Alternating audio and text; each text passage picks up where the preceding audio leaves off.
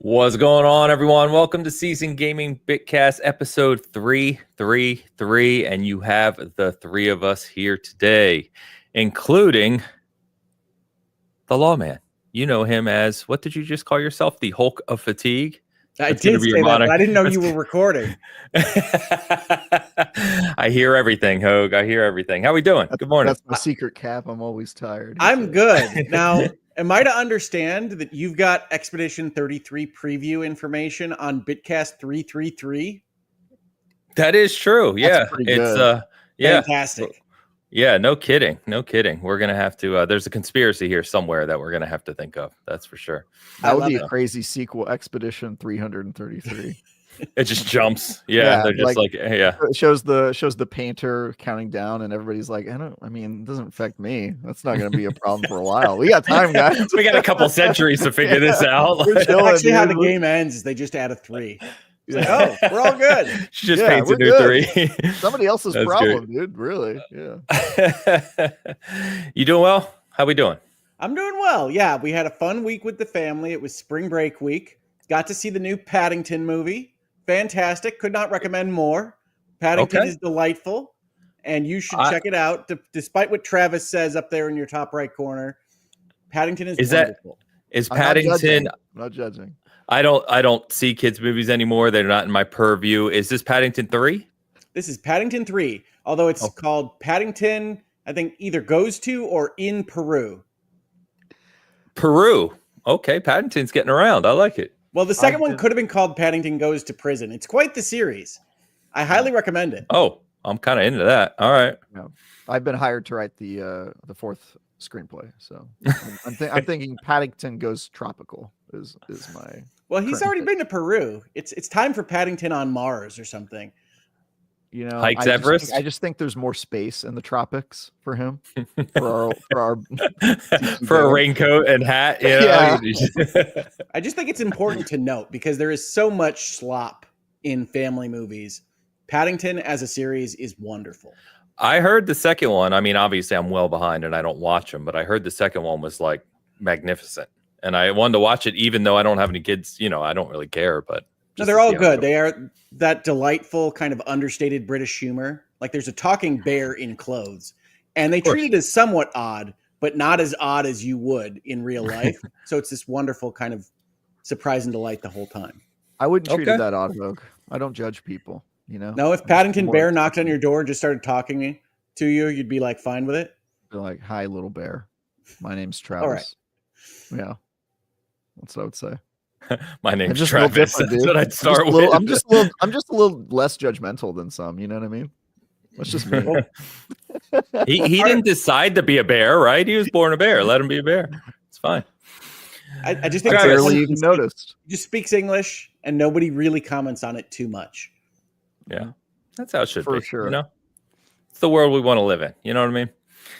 Travis, back from GDC, can finally talk about some things today. How we feeling? That's right. Yeah, GDC feels like it was a long time ago because it was over a week, but I finished my work on GDC like yesterday. So very excited to talk about half of the stuff I covered, and then the rest of it's gonna lift embargo later down the road. But I'm doing great, man.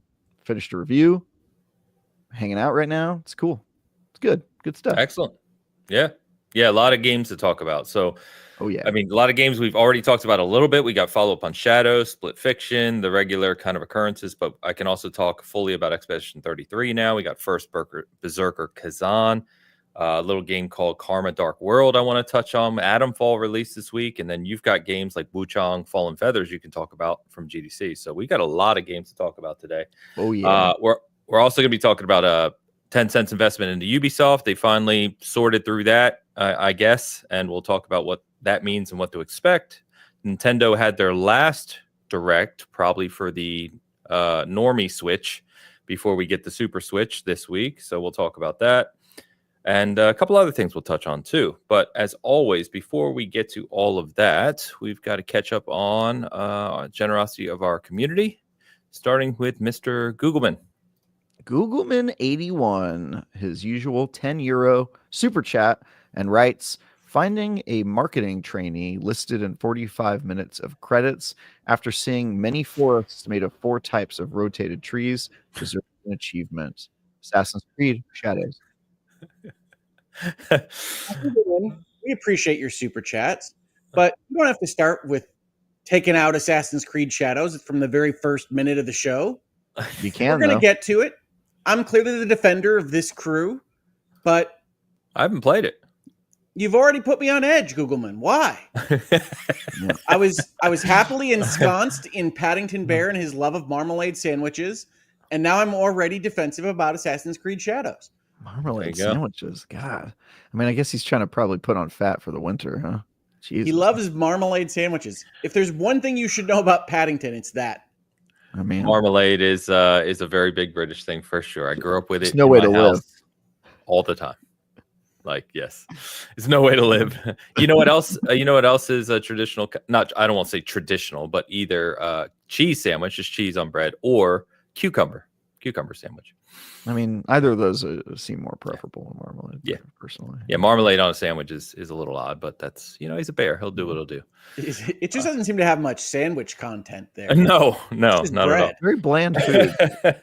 Yeah, there's a British tea place down the street that's run by real British people, and the food is very real British people. Yeah, they have the accents and everything. They're very fancy lasses. I'll see how many of our conversations I can bring back to Paddington. But nice. That's a good idea. Assassin's Creed Shadows does a great job with its rotated trees. Looks great. I will stop now. Can we get, Ains, do you have a way to put a scoreboard on screen of Paddington mentions by Hogue that we could just track throughout the show? I absolutely do not, but I can try and create something while we're talking. Do you think we're some kind of fancy Twitch streamer here?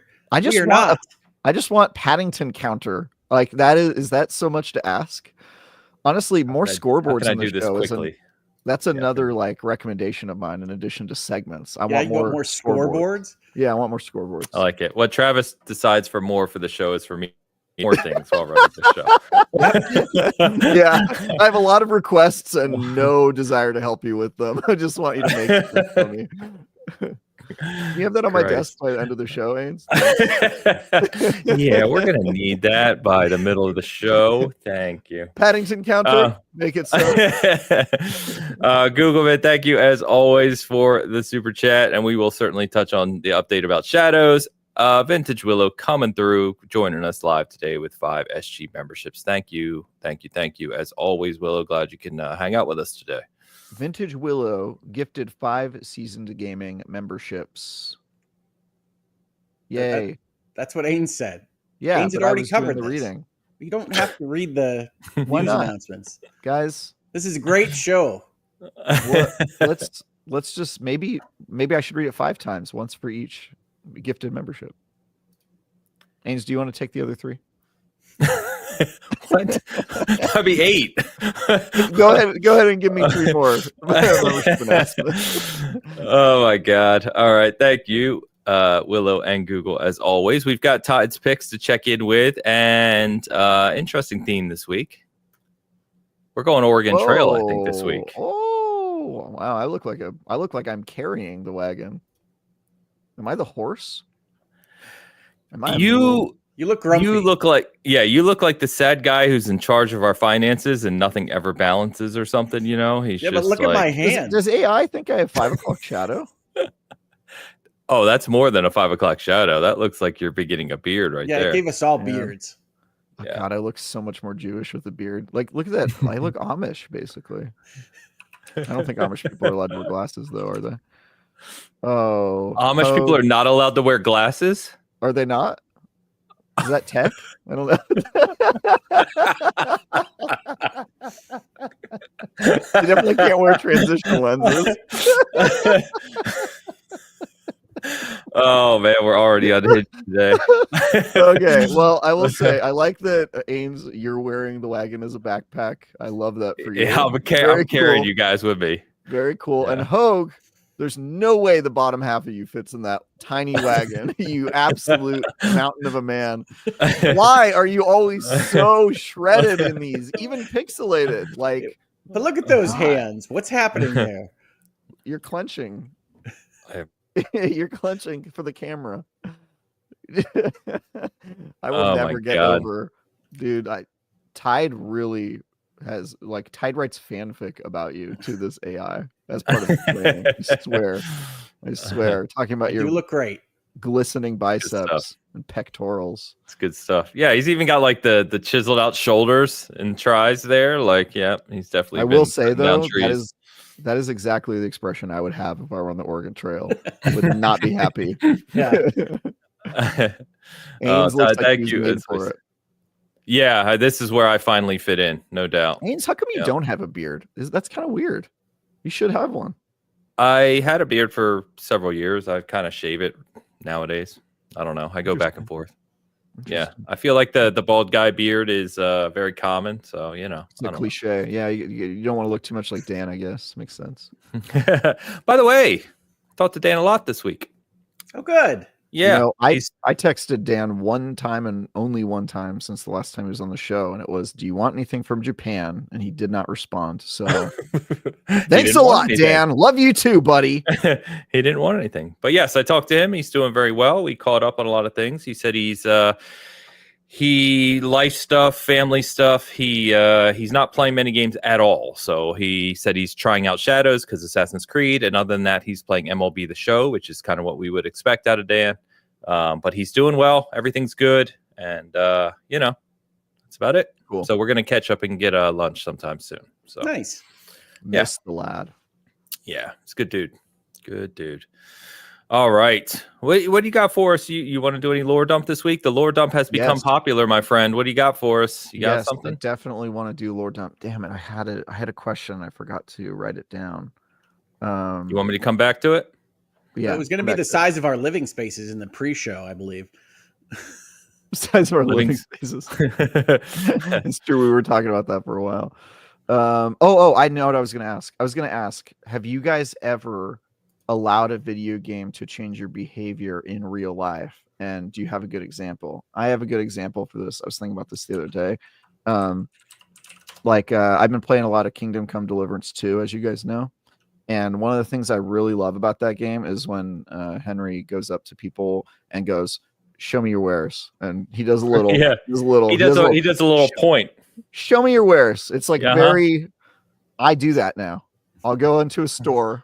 I'll be like, "Show me your wares," and people are very off put by it, but I like it. It's for me. They are. Yeah.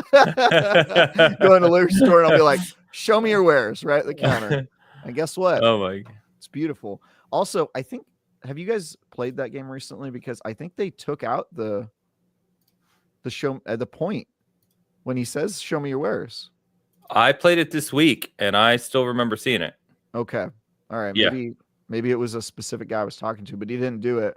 I shout it in unison with D. Every time I go to talk to someone, we both go, "Show me your wares." We love it. Has a video game ever changed your behavior IRL? And if so, how? That's kind of a specific question, I know. I don't think so. I mean, I do know that my early love of Civilization and like Sid Meier's Alpha Centauri helped inform my direction in what I was going to study, which became economics. And so that's at least something that I can attribute to my love of video games changing my life in some way, but that's not really behavior. Nice. Wow. Somebody, Machine XP wrote, oh no, sorry. Shush wrote, "Yes, I finished Death Stranding and now I tip food delivery guys more." That's an interesting way to impact your behavior. I like it though. I like it. I'm not coming up with anything. No, I'm not coming up with anything. This is a very specific question. So lore constipation up in the top left. It's okay. Yeah. It happens to men at his age. Yeah. I'm getting old, man. Getting old. Yeah. I'll think as the show goes on. Yeah. I'm busy trying to create a Paddington goddamn tracker at the moment, so bear with me. We got one more super chat I'll get before we get started. FR8 Conductor, $5 super chat. What's that? Freight Conductor. Oh, that's nice. Nice pun. We need a Hitman update from Dan. Pun. Well, it's like a, what would you call that? FR8.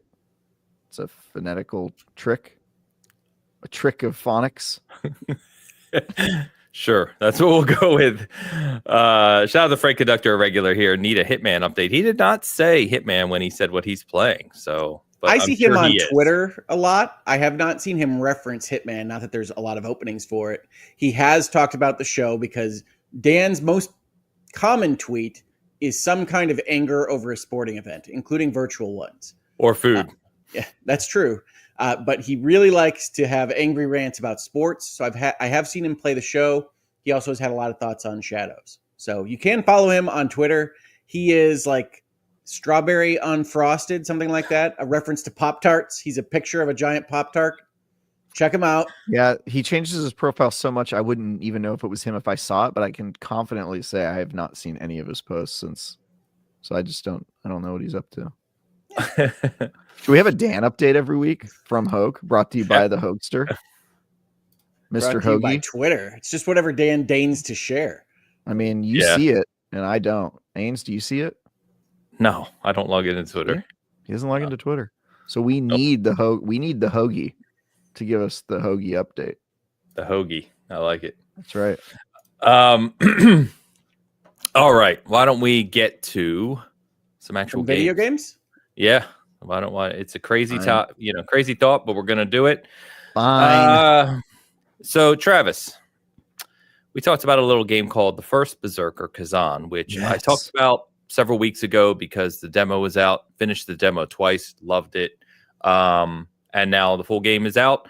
I am playing it as well. I was playing it before the show this morning. So you said you wanted to talk at length about this. Hit me with it. What you got? Yeah, so I was told to play this game on the recommendation of a friend of mine who knows that I like Souls-likes. I did not play the demo. I think I told you I would, and I just definitely didn't. And then I also had not really seen anything about it or knew nothing about it, and I was just like, all right, my friend says I should buy it, I'll buy it on a whim. I bought it on a whim.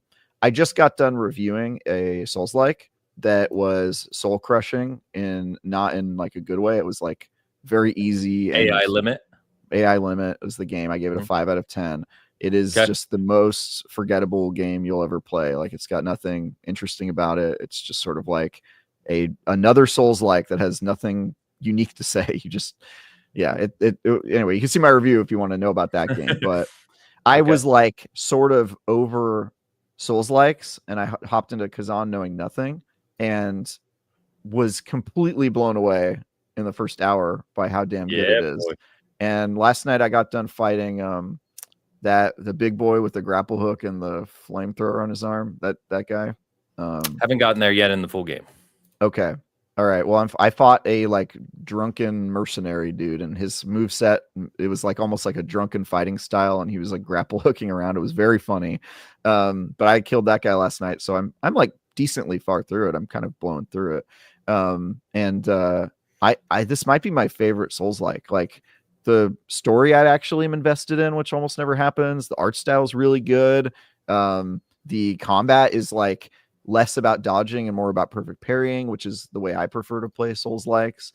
I'm just absolutely loving this game. I don't know where it came from or why it was not on my radar before, but I am hooked.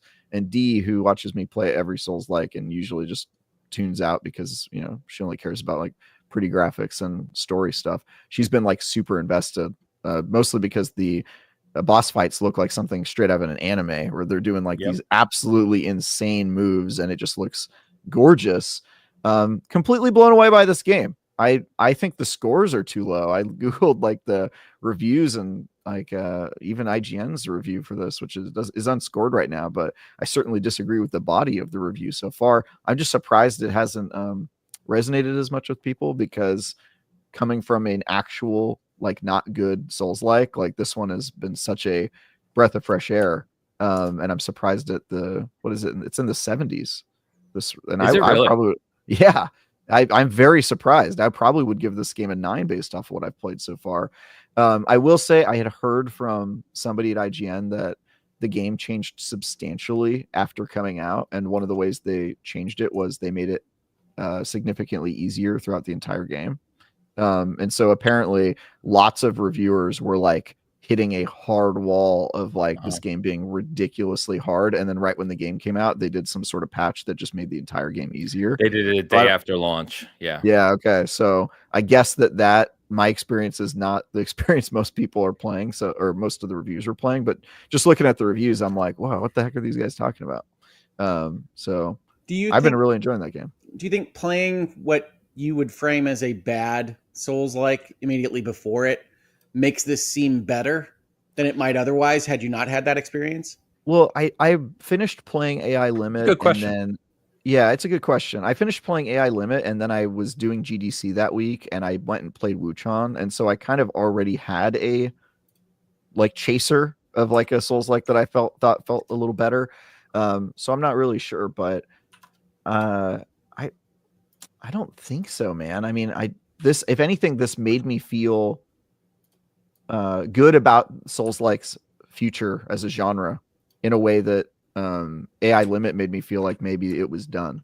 Like I played AI Limit and I was just like, I don't know, man. Maybe Souls-likes are just games are over. It's just like, you know, when you've played an idea too much, you kind of like start to feel like they're all kind of the same. And I felt that way about like 3D platformers when I was coming up, because I just played a lot of them and I sort of was like, I get why this genre is going away now, because I don't think it has anything more to say. And then you play a game like Mario Odyssey and you're like, oh shit, I guess this genre still's got some room left in it. And this felt like that with Souls-likes for me. I just reviewed a few Souls-likes and played a few Souls-likes back to back that sort of made me feel like maybe this is just boring because everybody's doing it and nobody has anything unique to say. And this made me feel very differently. So I'm very glad this game exists and that I played it at the time I did. And I would recommend it to other people. I find it not super challenging, at least in its current state. I don't know what it was like before. However, it is a full-on Souls-like, so don't listen to me if you're like not a Souls-like person. It's probably harder than I'm giving it credit for. Yeah, I was interested in the visuals of this game, and I actually sent a message to Ains because all of the reviews were like, this is the hardest Souls-like in history. And I sent him a message that said, hey, I'm thinking about this game. Should I even bother trying this out? And Ains sends me a message that's essentially, it's not a Hogue game. Stay away. Play your shadows. Enjoy whatever you're enjoying. Stay away.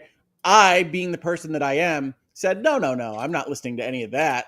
But I am so thankful that this game has a demo, because I played the demo and I had basically no reaction to it. I think the visuals are very striking. I think it controls well, but I didn't much care for it. It didn't seem to be doing anything super exciting to me in the run through of the demo, which Ains has already told you folks. He played through multiple times. He enjoyed it so much. Travis is sitting here telling you that the game itself is one of his favorites. So don't listen to me on this, but I will say that I played the demo. I deleted the demo same week, and I'm not going to spend money on this.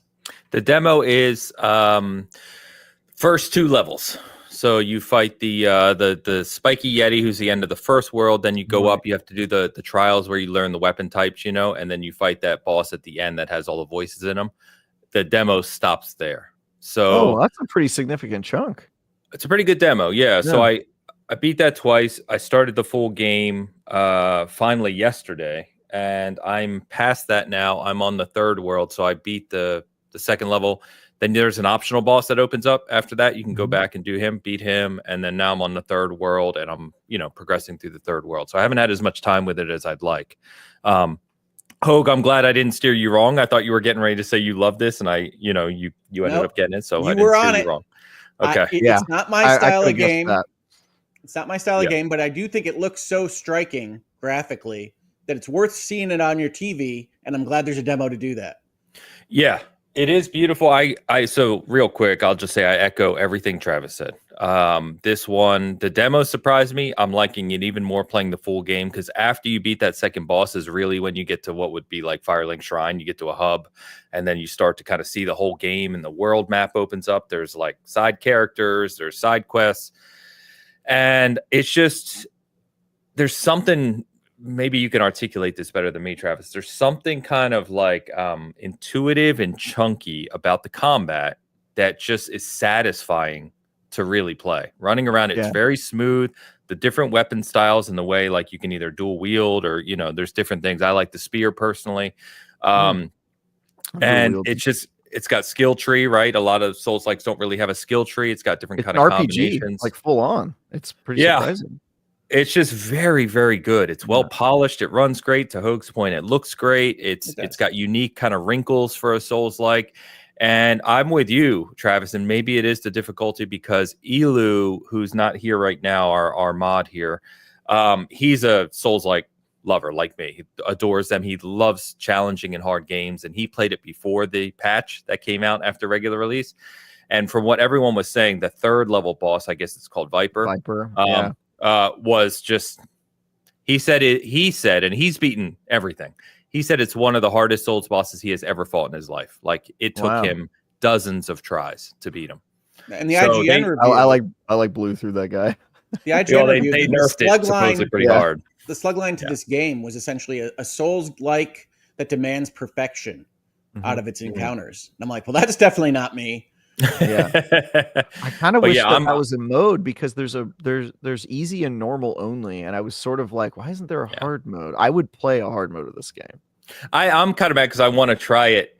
Me too. I want to try it prior to the nerf just to see, you know what I mean? But yeah, there is an easy mode on this. To Hoag's point, I don't think it's necessarily what the broad community would consider easy, right? I think it's more of like, this is challenging Souls-like or slightly less challenging. But I love it, man. I really love it. It's the only game since Kingdom Come Deliverance 2 that has pulled me away from Kingdom Come Deliverance 2 to play it more. So I'm excited to play it more after the show. Well, good. Yeah, and then it gets even more RPG-ish. Like, they introduced a while back weapon crafting. And Ains, I don't know how long this game is, but like, you were talking about the second world or the third world, which is actually like the third level. Like, you open up separate gates with separate maps that all have their own level nodes. And so I'm like on the second one of those, and I'm like, dude, how long is this game going to be? Like, this is like a long game. Like, it's pretty intense. So, but man, I'm having a blast, dude. I'm probably going to play more of it today. Yeah, it showed like relationships, like characters and stuff, and there's like this huge long line, that plots them out through the course and a world map and stuff. And I'm like, once you get to the third level, it's like all the way over here. I'm like, holy crap, this looks like a big game. Yeah, so it's big, and then they add optional levels every time you beat like a major section. They added like a new side quest. I'm going around collecting little jarlings. That's weird. Love it. They're dancing jars. Hell yeah.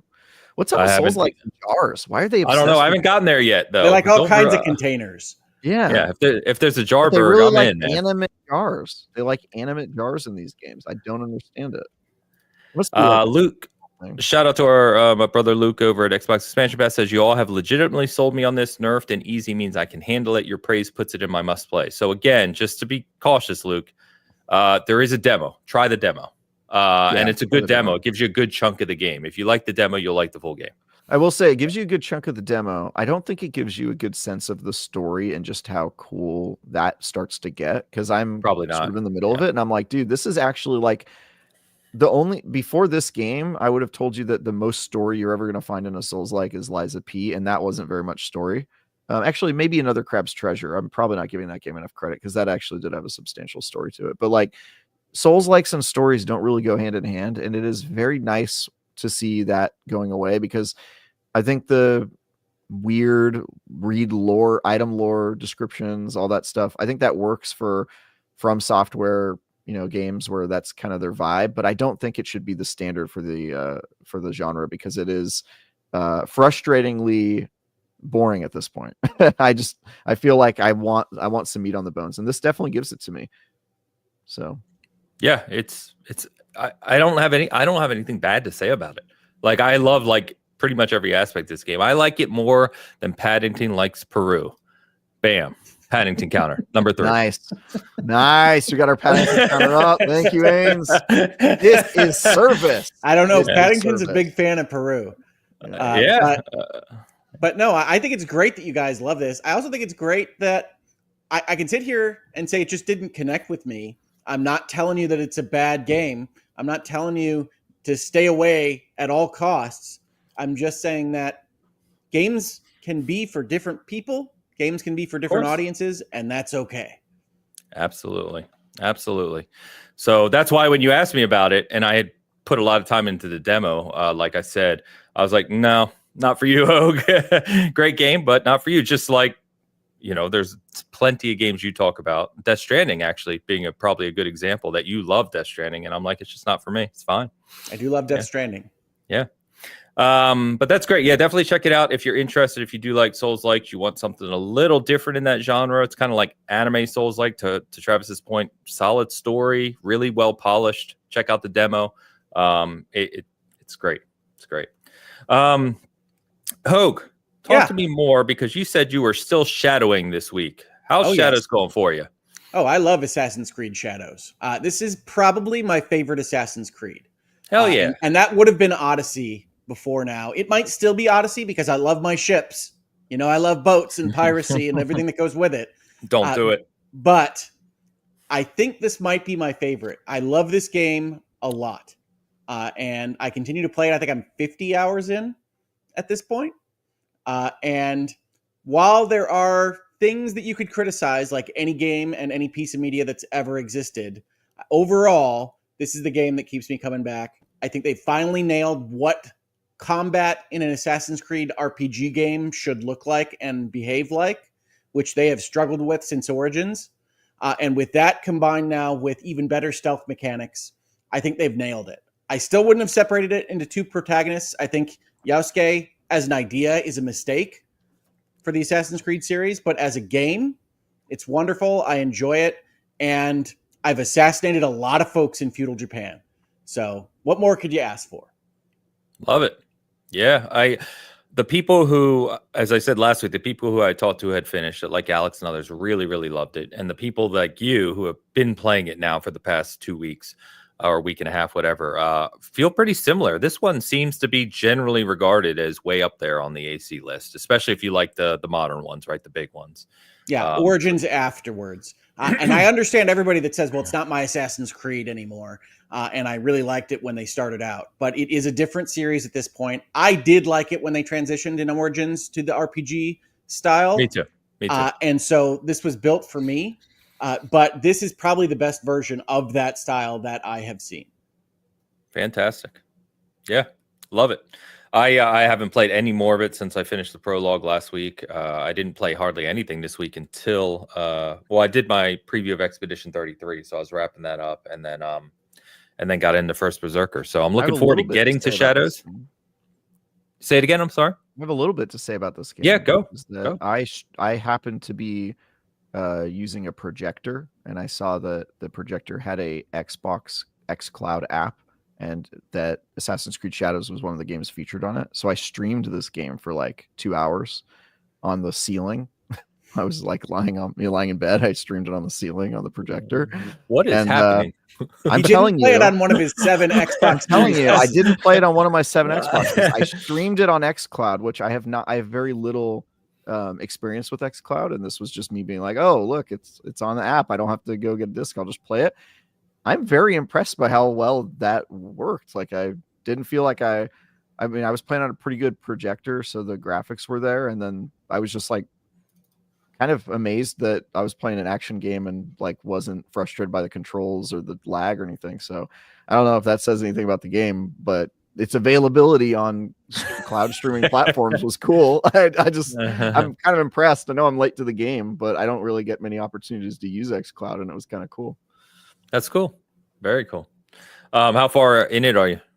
Do you know? I only played those few hours this week because I'm working on other projects, but I probably will play more of this game. Like, the story has me interested enough, and my biggest problem with Assassin's Creed these days is just the bloat of the games. I don't want to play an Assassin's Creed game for 60, 80, 100 hours, but sometimes it requires you to, which is why I still have not finished Valhalla. I kind of want to go back from Valhalla. I don't think there's any question about that. But when you talk about Valhalla, there's a lot of room to pare it back and still be a little bit bloated.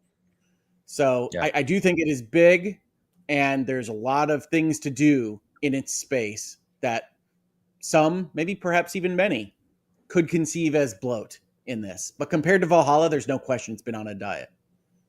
Based on what I'm hearing, is this a bloat goat sighting? I mean, it might be in terms of it is a game that has more to do than it probably needs in order to encourage you to run through its paces. And I think it's the best version of that. So that's a kind of bloat goat. Called it. Bloat goat. Gotten to use that in a while, so we had to do it. Well, that's way too long. We should make it like 15 seconds long. Okay, again, part of the joke is that the bloat goat is too long. I know. We should make it longer. Add 15 seconds to the video. Yeah. It's also, I think, obnoxiously loud compared to us, but I don't really know. Maybe our listeners can listen or tell us. Let me touch on Expedition. By the way, is that AI? I have no idea. One of our viewers made that for us, and I honestly, as sad as it sounds, I forget who. So if you're watching right now and you're the one who made that for us, please let me know. I apologize. And if you're not the one who made it, but they're not around, take credit. That's how you get into sitcom hijinks. So I put up my preview just yesterday. Actually, I had some issues with the rendering on Friday, and preview of Expedition 33, Clair Obscur Expedition 33 went up yesterday. I did finish the kind of preview demo portion of the game. Kind of ran around a little more. Can I say something real quick, Haynes? Of course. I just want to jump in real quick and say, I think you're already going to do this, but please don't share any detail of what you played in the demo to Expedition 33. This is by far the thing I'm most excited about coming out in the next month. So spoil him. Share vibes, share notions, don't share specifics. If you would. Okay, I got you. The vibes are high. The vibes are strong. I think that sorry, you got me overthinking now. Sorry, I apologize. No, you're fine. You're fine. I think here's the easiest way I can say it. While you're describing this, can you also count in increments of 3 as you go? All right, now that I've given you yet another thing to juggle, go ahead and tell us about it's fine. Game. I'll tell you about this while counting 3s, not describing the game while working on Paddington counters for us. It is, I think the people, I'll say it this way, the people that are excited for this game, which is seemingly an awful lot of people, are going to be very happy with it. I really, really liked what I played. And as I was creating my preview, I was going back through the developer direct, the trailers, all the prior content shown for this game. And it's clear, funny enough, probably like we were talking about with Kazan, that the preview demo I played is an extremely small slice of what to expect of the grander experience. Because when I went back and looked at the footage that has been shown scattered throughout the full experience, it's obviously on a much grander scale than what I played. And it's already very, very engaging and intriguing. The narrative sections seem strong, good voice acting. Obviously, I think I said in my preview that narrative and story is going to be a very strong focus. I actually went back through again and I pulled out some of the details from Edge that they did the interview with Sandfall Interactive. And so, narrative was a huge focus for them. According to the developer direct, they had a writing team that spent 4 years writing this game and kind of working on it as they developed, right? And so it just seems like it's going to be up that alley of what we thought it was, which is JRPG, even though it's made in France, JRPG with some slight kind of Western tendencies, right? And it's there's nothing I can point to that I really disliked. I love the combat. The world is extremely beautiful, and I've only obviously seen a very small piece of it. I think the world map and the exploration aspect is going to be really fun. The characters seem engaging or kind of intriguing, like I said. I'm excited. Really, really excited. Let's go. So, yeah, I think it's going to be a real good one. And I'm surprised, unless the game is maybe like 15, 20 hours and they compacted it down in kind of a JRPG sense. I'm surprised it's not even a full price $70 game.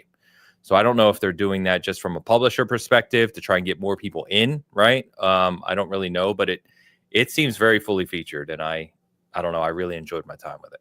So I think the people without the AAA backing or name are finding a little bit of luck with this price point that still says premium experience, but not the max out price of whatever the game industry is supporting at that point. So I think 50, 60 feels right because they haven't quote unquote proven themselves yet, but it 100% looks like a full price AAA game. It does. And it feels like it. Yeah.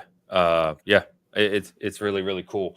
I think I won't spoil anything, Oak, but I think what's unique, one of the cool things that I really want to call out is that the combat system, besides the obvious that you've seen, is that each character not only has their skill tree and the passives that you can put in, which are called pictos. Now that I've played it more, I remember. But they each have a unique kind of thing that they do as a character as well. So it is separate from, say, like you're a fighter, you're a mage, right? There's more to it than that. It's deeper than that. And I think that's really cool. And I think I joke in my preview that the artistry on display, both in the world and the combat, would make Atlas proud. Like it is at that level of like Persona max level where it's just stunning to play through, and the UI, everything kind of gels in an experience, you know what I mean? And I love that about it. So yeah, I'm super excited. Yeah, I'm super excited too. And since you're not on Twitter, I will share that one of the things I put up on Twitter this week was that my kids, who again were with me on spring break, were over me telling them how many days remained until Expedition 33 came out. And so they did in fact make me a paper chain, which is hanging in my bedroom. Oh no! With character names. I manifested it in black and gold, the colors of the Expedition 33 logo. I put pictures up on Twitter, but it's fantastic. I'm super excited about this. We watched the Xbox Direct cut of what they talked about so that my kids could better understand what this game even was. And now the whole house is excited about this release. So let's go. That is awesome. I love that. I love that. See what taking your kids to Paddington will do for a family. Boom. Paddington number 4. Nailed it. All right. What else did we have out? Let me mention Adamfall real quick, if you don't mind. I have not played this. Lewis reviewed this for us. He ended up giving it a 7.5, I believe. He really liked it. And from what I've read from other reviewers and people I've talked to about this game, I didn't even realize. I don't know if you guys realized. Maybe I was just naive. It's based on a real nuclear incident. Did you know that? I did from the trailers. Yeah. Oh, I must not have paid very good attention, which doesn't surprise me. But it is based on a real nuclear incident, obviously an alternative history, and some, kind of sci-fi interjected in there. But it is he really liked it. It's more of a kind of explorative, hardcore FPS. He said basically that's how he described it.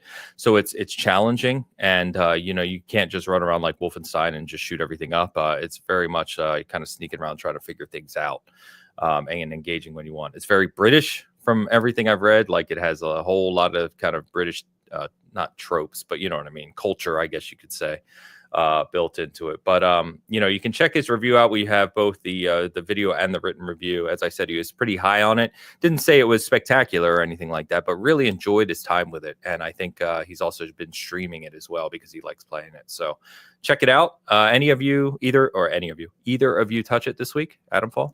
Yeah, it was on Game Pass, so I popped my head in.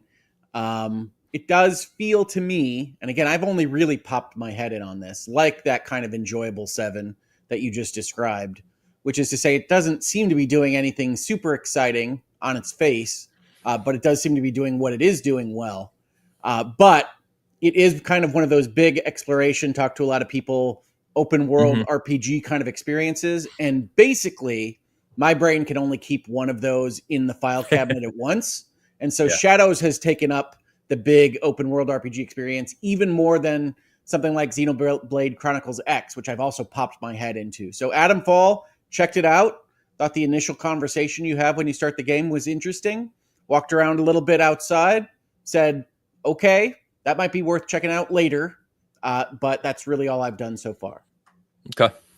Yeah, I'm looking forward to playing it. There's too many games. I can only play. And I agree with you. When they're conversational, kind of explorative RPGs, trying to play multiple of those is always a problem for me. So KCD2 is it for me in that vein, as I play through first Berserker, which is a nice change of pace from KCD2. Those are very distinct. You can definitely have different types of games in the file cabinet at once. But yeah, Assassin's Creed Shadows has taken up my big RPG slot right this second. Fair enough. I have not played Adamfall. I do not know if I'm going to play Adamfall. I do love that Hogue mentioned he started another Xenoblade game when he has not beaten Xenoblade Chronicles 3. This is like the 5th time I've started Xenoblade Chronicles X. So we'll see how he hasn't finished 3 yet. I don't know if you saw it, Travis, but last week we actually opened up a Hogue section of my bakery. So he's got his own counter now. Cool. Very cool. Pretty cool. Yeah. We're partners in it. It's very cool. Yeah. I love the Xenoblade games, but I don't get to the end very often. Ever? I think I finished the first. But I again, don't you believe finish you. one of these, and then they have a big old 40-hour expansion that I almost never get to. So you're always kind of a little bit behind whatever the plot is in one of these games at all I don't times. think the expansions are your problem. Okay. That they keep releasing them. You're just using the expansions as an excuse, bro. You need to finish these games, bro. I really love them. I highly recommend the Xenoblade games to everybody. But I also say, as I've said in this space and others, that you don't have to finish these things to still have an enjoyable time with them. It's true. It's true. Yeah. But very you true. do if you want to fight it. If you want to kill a god, you have to get to the end of the JRPG. If you want to You kill a usually god with the do. power of friendship, you got to get to the end, bro.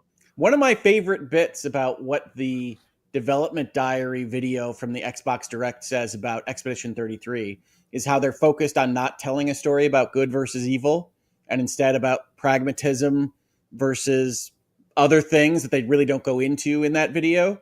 And I really, really dig that you've got a JRPG setup with the world map and everything else that isn't just going to be about how the institutions have failed us or how religion is a fraud, etc.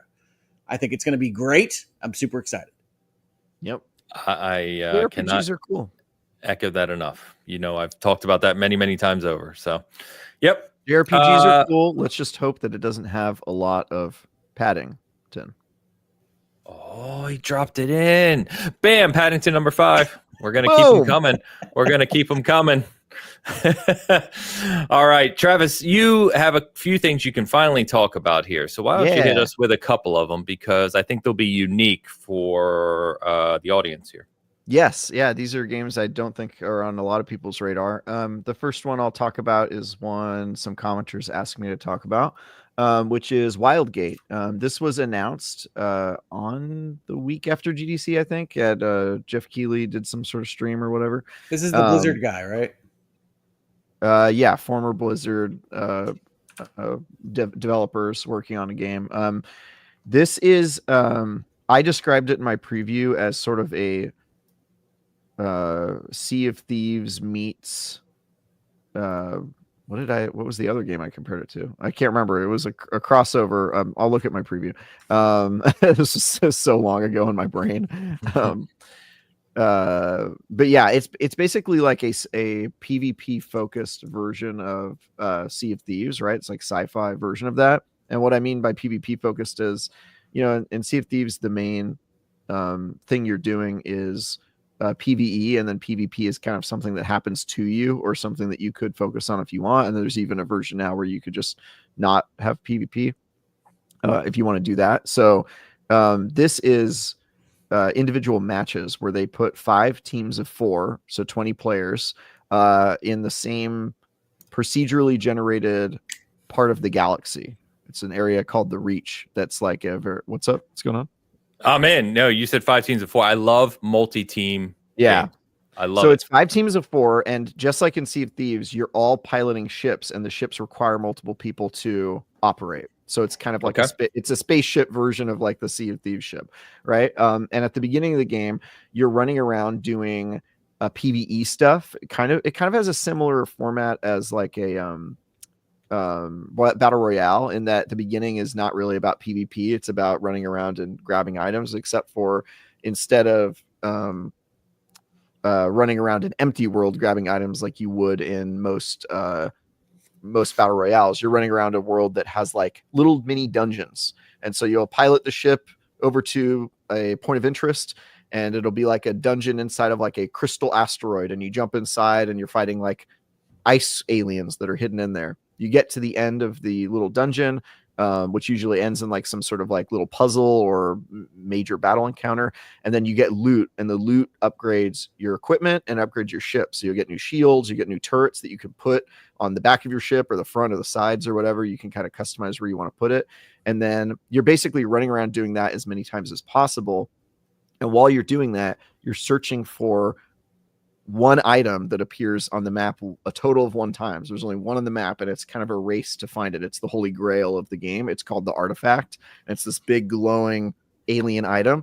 And if you find it and you pick it up, it lets every other crew know that you picked it up. And then the Wildgate, which is the exit to the level, activates, and you have to haul ass and get through the gate before they blow you up. And so usually the game inevitably ends in this big PvP encounter where all the crews are bringing everything that they have upgraded to bear on each other. And if you have the artifact, your goal is to get the heck out of there. And if you don't have the artifact, your goal is to kill them and take it. Or you can also win as like a military victory by just blowing up all 4 of the other ships and crews and killing them all. And then you win by default.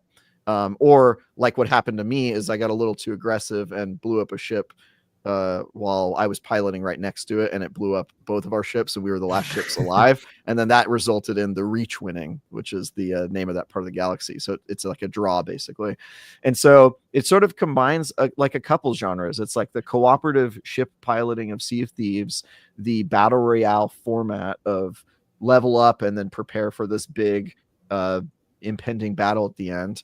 And then also some just like cool sci-fi exploration. You can unlock different characters, and the characters, they each have one unique perk. So the first character you get is a robot who doesn't have to worry about oxygen when they're flying around in outer space. That's handy because it means it's one less thing you have to worry about. And some dungeons don't have an atmosphere, so you're worried about like your oxygen meter all the time. You don't have to worry about that. And then later ones are more advanced, like you unlock an alien whose ability is when you board an enemy ship, you immediately become invisible.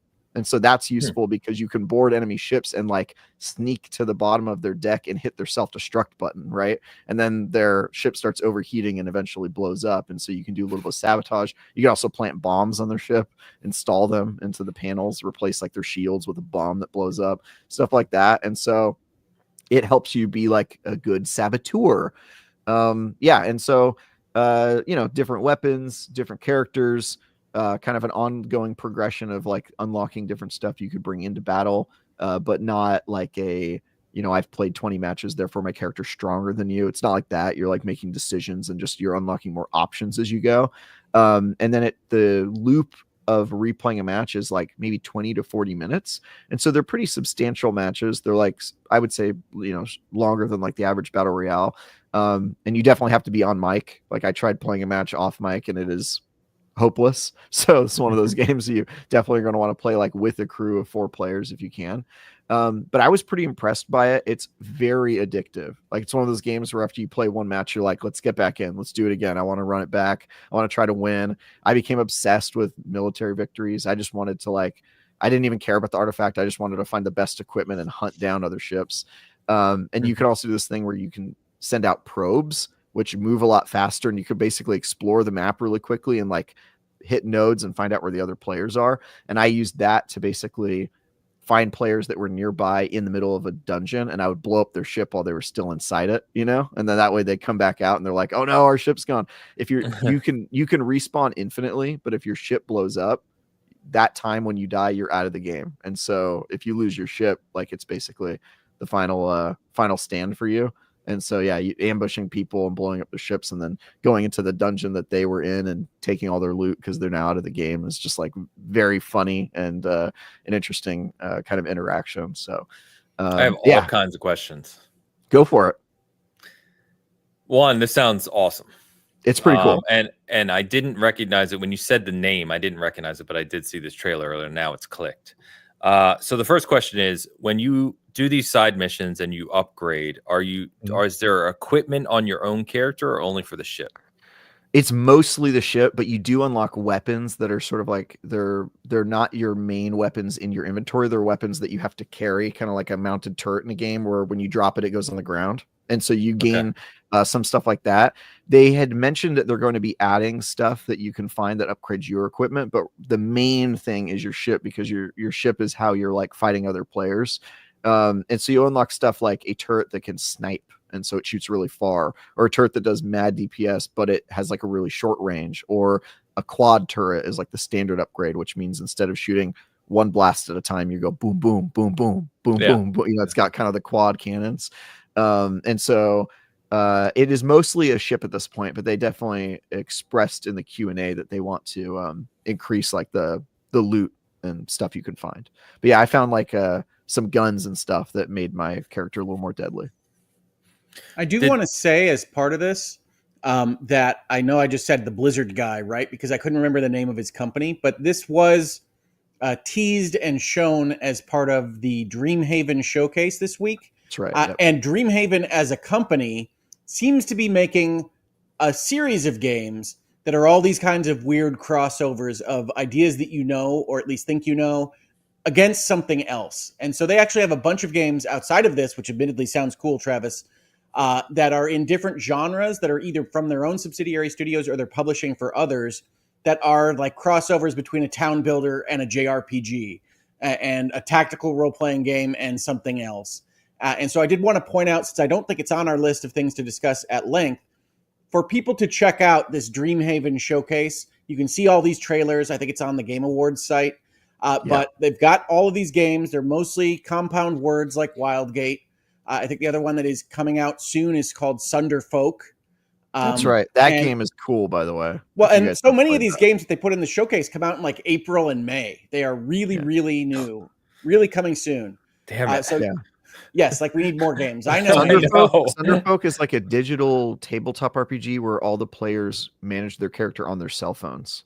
So it's like one of those games you could play as like a party game where your friends are over and they can drop in, drop out. So it's just like, oh, my character's now in the game and I'm rolling dice, and it's crazy. It's like a lot of bizarre mishmatches and matchups. But I saw this showcase and said they are trying to do some weird stuff over there. And I did want to mention that happened because I think that it's cool to see a game development crew with that much pedigree. And you can see, even if you look at these trailers and teasers, that artistically, they clearly take a lot from their Blizzard pedigree. There's certainly a Blizzardification of how these things look in general, certainly with Wildgate, but also with a number of their other games. And it's a little bit hard to tell where the dividing line is because they are publishing other people's games at the same time. This was essentially the coming out party for this company. But I highly recommend anybody that finds any of this interesting to check out their, like the equivalent of their Xbox Wire. They have descriptions of everything that's going into all of these games on their site. So the Big Box commenter asks if I think it will stick long term in the games as a service market. It's so hard to tell, man. I've been wrong before. It really just depends on a few things. How prepared are they to follow up with additional content? Because as we know, games live or die by how quickly the updates happen and how prepared their team is for that. I don't have a ton of insight into that. But I will tell you the base is very fun, and they have an opportunity certainly to capture a unique audience of people that want to do team-based sci-fi action competitive stuff. I do think that there's probably something to be desired in terms of the person-to-person gunplay. The gunplay is serviceable and it's very good in the PvE environment because the PvE is like, it is what it is. You know, you're just like taking down enemies and running through dungeons and stuff. But most of the PvP content, sort of like the same problem with Sea of Thieves, right? Like the PvP content is the ship-to-ship battle. And then when you get into like swashbuckling with somebody, you're sort of like, it's a little awkward. It's not great. Yeah. It's not quite as clunky as Sea of Thieves, but it's definitely like, you know, you get shot in the back of the head with like a pistol because somebody boarded your ship and you're like, man, that happened weirdly, happened kind of quick. So I think they have a little bit of work to do there, but like the vast majority of what I played was just like super fun. It's one of those games where something insane happens every match and you want to like tell your friends about it. So it has an opportunity to really capture the water cooler effect of like, dude, you won't believe what happened in this last game we played. Like it was so crazy. You know, it's sort of the same thing with Sea of Thieves where you always have like a story every time you play Sea of Thieves. This game, I just like had a bunch of stories about matches I played in Wildgate and nobody I was allowed to tell them about. So I'm very excited that I can talk about this game now. And this is like absolutely one to play with the squad. So what is the you mentioned kind of there's no like unlocking abilities or leveling your character to overpower, right? So what is the combined career progression look like combined with, is this free to play? Like are they doing battle pass type stuff? Like what are they trying to do within the game in terms of progression? Do you know? I assume there's going to be battle passes or something of the nature, but I do not believe it's free to play. I think, wait, is it actually? I think it actually might be free to play. They gave me an answer to that, but it was so long ago I can barely remember. It might be in the preview. But the progression is interesting. It's based on each character, and as you basically progress on like a battle pass bar, but it's as you do it, you're learning chapters of that character's story, and you get to pick which one you want to progress in. So if there's a certain character you like, it'll tell you a little bit about that character, and then it'll say, if you want to know the next chapter of their story, do this specific objective. And you complete that objective, and then you unlock the next chapter. It gives you new art. It gives you some sort of cosmetic or item that you unlock along with it. And then you can do that as long as you want. And then if there's another character you're interested in, you can scroll down to that battle pass and select that. And then you'll start working on that objective as well. I love being paid in lore, but I have to point out that is the Battleborn model. Yeah. And that didn't work. Yeah. I think Battleborn had other problems, but that it wasn't loved enough by the people, that the people didn't give it the love it deserved. I think it got all the love it deserved. I'll say that. But yeah, the model is, you get paid in lore, but you're not just unlocking lore. Like each of the battle passes has items associated with each node you're unlocking. It's basically just you're choosing your own specific objective that you want to complete and work on progress toward. It's not universal, so you have to make an actual choice on it. But yeah, I assume this is going to be a battle pass, paying for ongoing sort of updates and unlockables and that sort of thing. So there's I just found there is an Xbox Wire article on this as well. It says it arrives later this year, but there will be a community preview playtest in April. So You'll be able to check this out very soon, which is cool. And a little lore dump for you. Currently, yeah, it's not free to play. Okay, little lore dump for you. In the end corner of Hoag's and I Bakery, we actually have PlayStations for Battleborn and Concord. You can still play them. It's pretty good. Yeah, and Anthem, right? Do we have a server set up for them? There's a whole separate arena for Anthem. That's going the Anthem 24/7. arena in the bakery. Hell yeah. Yeah.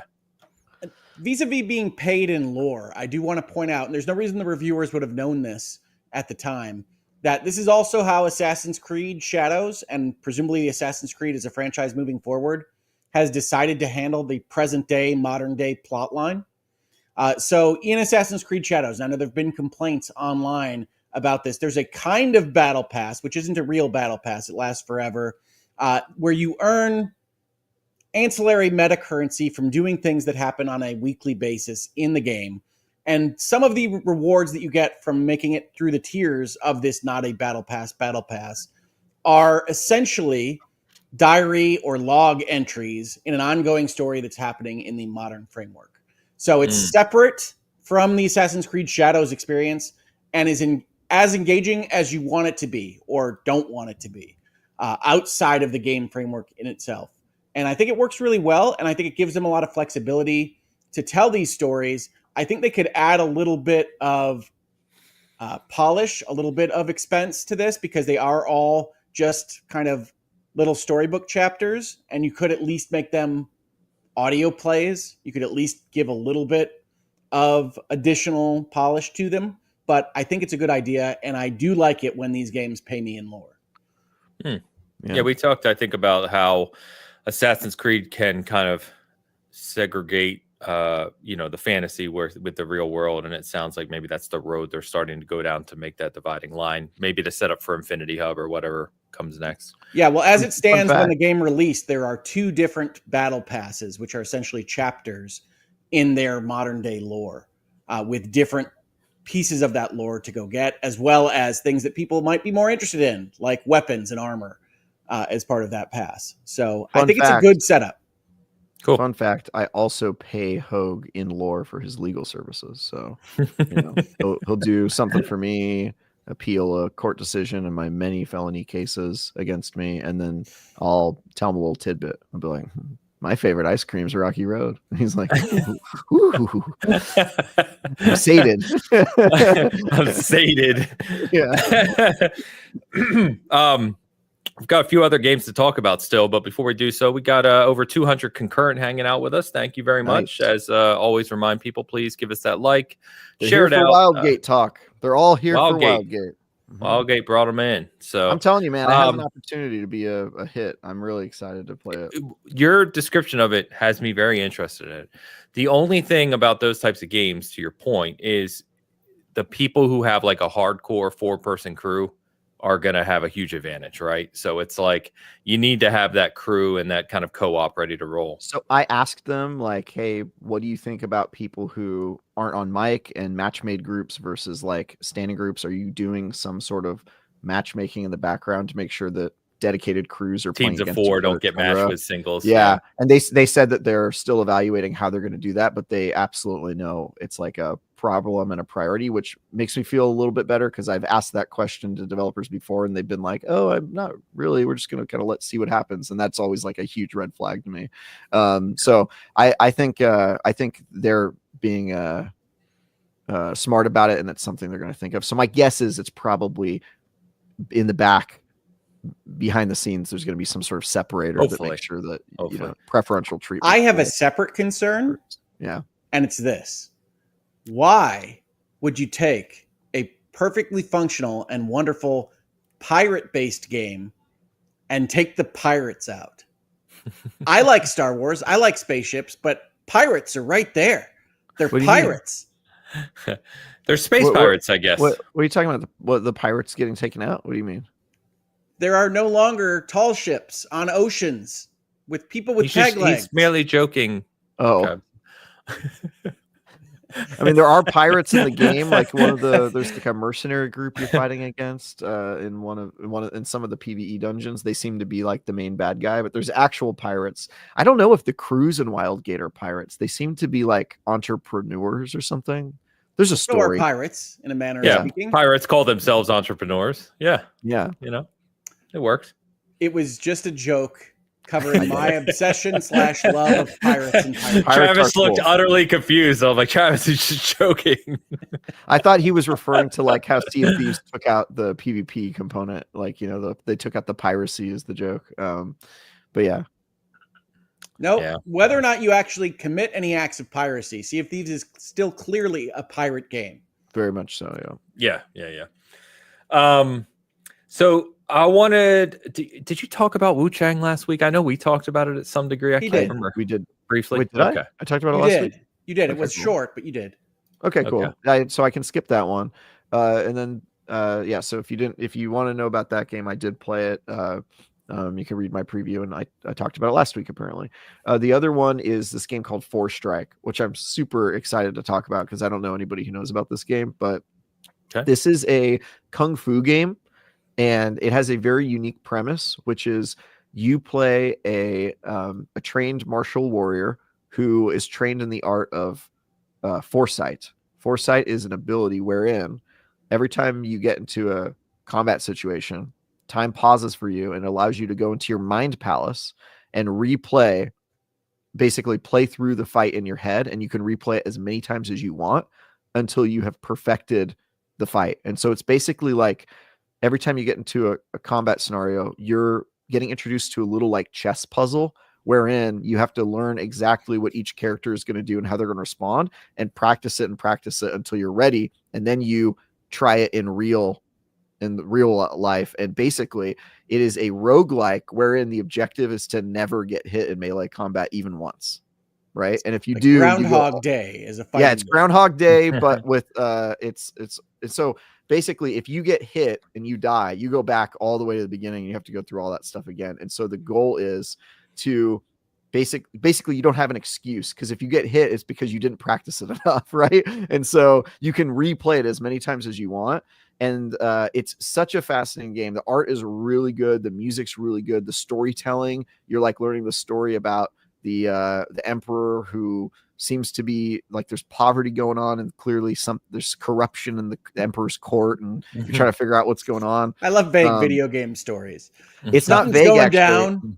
It's not vague. It's that I only played the first world, but basically the boss at the end was a guy who was helping the commoners with their revolt because of starvation, and your kung fu master, who's like accompanying you along, was like, this idiot thinks that social change comes from below. Everybody knows it comes from the top, and it kind of makes you go like, oh, I don't know. I don't know about this world. It's a little, this is making me a little nervous. So, there's like there's some story that's very clearly going to happen. And the writing was good enough to where I trust that they're going to lead somewhere with that.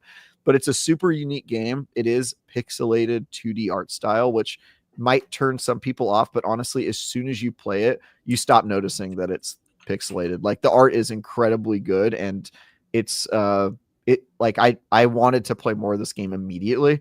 It also has this really cool thing where you unlock different like, how in a lot of roguelikes, when you get to the end, you unlock like new characters or different ways to play it, or new decks if it's like a card game. In this one, you unlock new Kung Fu masters, and the Kung Fu masters each teach you a different fighting style. And so the one I played in the demo was called Leaf Style, and Leaf Style is all about evasion and misdirection. So dodging past an enemy and making them hit their own teammate. And eventually you unlock like high level illusions where you can make yourself look like you're one of the enemy player, or you body of an enemy player, and then when they hit you like teleport to the other player. And so it does all this like complicated stuff. And then later on you unlock like more masters who have completely different sets of abilities that are about different tactics. Very cool idea for a game. So stylish immediately. And I was like ravenous to play more of this game beyond the short like hour 2 hour demo that I played. So really cool idea for a game. I just looked it up. Yeah, so published by Devolver Digital, and it's coming to Switch and PC right now. So not Xbox or PlayStation as of this moment. I'm sure it probably eventually will, but looks pretty cool. Yeah. I got to imagine it'll come to that stuff. And I think Devolver does that where they put it on PC and Switch first. They did that with like that banana shooter game. My friend Pedro, which I really liked. But yeah, they put that on the Switch, and then they later brought it to the proper console. So I assume this will be something like that. But yeah, super cool game. I am very excited to play more of it. So yeah, I previewed that, and I mean that's basically all I can talk about. Which on Four Strike, Wildgate, and then I reviewed AI Limit. I don't recommend playing that game. But you can read my review online. I gave it a 5 out of 10. I believe its Metacritic is somewhere in the 60s, so I don't think I'm alone in that. But yeah, it's not great. That's what I've got so far. I'll have more on Tuesday. I'll be able to talk about probably the biggest of the previews, and then 2 weeks from now or something, I've got one more that y'all are gonna like. So I'm excited to talk about that one. But yeah, very cool. Okay, cool. Wanted to touch real quick just on Split Fiction. We haven't talked about it in a couple weeks. I just wanted to say I finally did start that. So I finished. Finished the first 4 or 5 levels with my wife. She doesn't play games, like I said, a lot, so she just kept dying quite a bit. But the fact that as long as one person's alive, they can just kind of come along most of the time anyway. Was quite fun. So we've had a good time with it so far. It's very inventive, and I'm sure I've only seen the very beginning of it. So I'm excited to play more of it. I meant to follow up with you guys. Have either of you guys finished it now, or got? I haven't finished it. I'm still on it. I'm still working on it. I've heard finished it. Absolutely one of the best games I've ever played. I've heard the last like level or two. There's something near the end that's like mind blowing, is what people tell me. It is incredible that the game can do what it does at the end of this game. But I was asked about this recently because I just did a spoiler cast at Last Stand Media on Split Fiction about whether or not my mind was blown at the end and how my partner in play reacted to it. And I said, one of the things that I think is missed a little bit is that my daughter was my partner playing through Split Fiction with me. And the things that it does, it's so good at, it makes it look so easy that I actually don't think that because she hasn't played games for however many decades I've played at this point, she fully was as impressed as she should have been by the craziness that was on the screen. She thought it was cool. She loved the ending of this game. But the stuff that it is doing at the end of this game, technically speaking, is nuts. Yeah, she didn't like recognize the breadth of it. Yeah. Right, and I don't think you would because it's doing it so smoothly. So play Split Fiction. I love this game to death. It's going to be one of my favorites of the year. And it is so confident in basically everything that it decides to do that I could not recommend it more. Awesome. Love it. Love it. Can't wait to play more. Excellent. Quick mention for Karma Dark World. This is a game that PlayStation did a trailer of. It's a 5 to 6, maybe 7 hour tops kind of narrative adventure, dystopian, mind-bending type thing. Our reviewer Ray got into this. Ray. My buddy Ray, right? Yeah. It just Yeah. Ray. The reference caught me the way reason off I guard. shouted Ray is I knew Ray in college and he asked me about writing and I hooked him up with Ains. So He I'm like, I know absolutely that guy. did. Yeah. And Ray is joining me in LA for Summer Game Fest, where I will meet him in person for the first time. So excited. But yeah, he played this. He loved it to death, actually. And he said he wanted to give this game a 9. And obviously, as we talk about reviews and everything else at the outlet, I was like, okay. And we talked through it a little bit and we put it up as a 9. And sure enough, I looked at the reviews and there's quite a few 9s. So people seem to really, really like this game. I have not played it. Which game is it? Karma, the Dark World. It looks very Kojima-ish in the screenshots, but I don't. He said it's. So it's a Layers of Fear first-person horror suspense thing. Oh, cool. Dystopian thing. Yeah, it's kind of. I haven't heard of this. Yeah. Why are there so many games I haven't heard of? It's so hard to keep up. Because the kind of mid-range publishers are putting out games all the time without the marketing spend of the AAA teams. So like Karma had a demo that came out 3 weeks ago or so that I tried. This one did not connect with me. This one is a little bit too Cronenberg, Naked Lunch, surreal, weird for what I like. Might be better for you, Travis, based on your spark right there. For hipsters, yeah. Oh no, I also don't really get that stuff. I could see how it could work for some people, and it's so narrative focused, it's impossible to judge based on the demo. You have to know what they're going to talk about the whole time, and I don't know. But I'm glad to hear that it worked for people.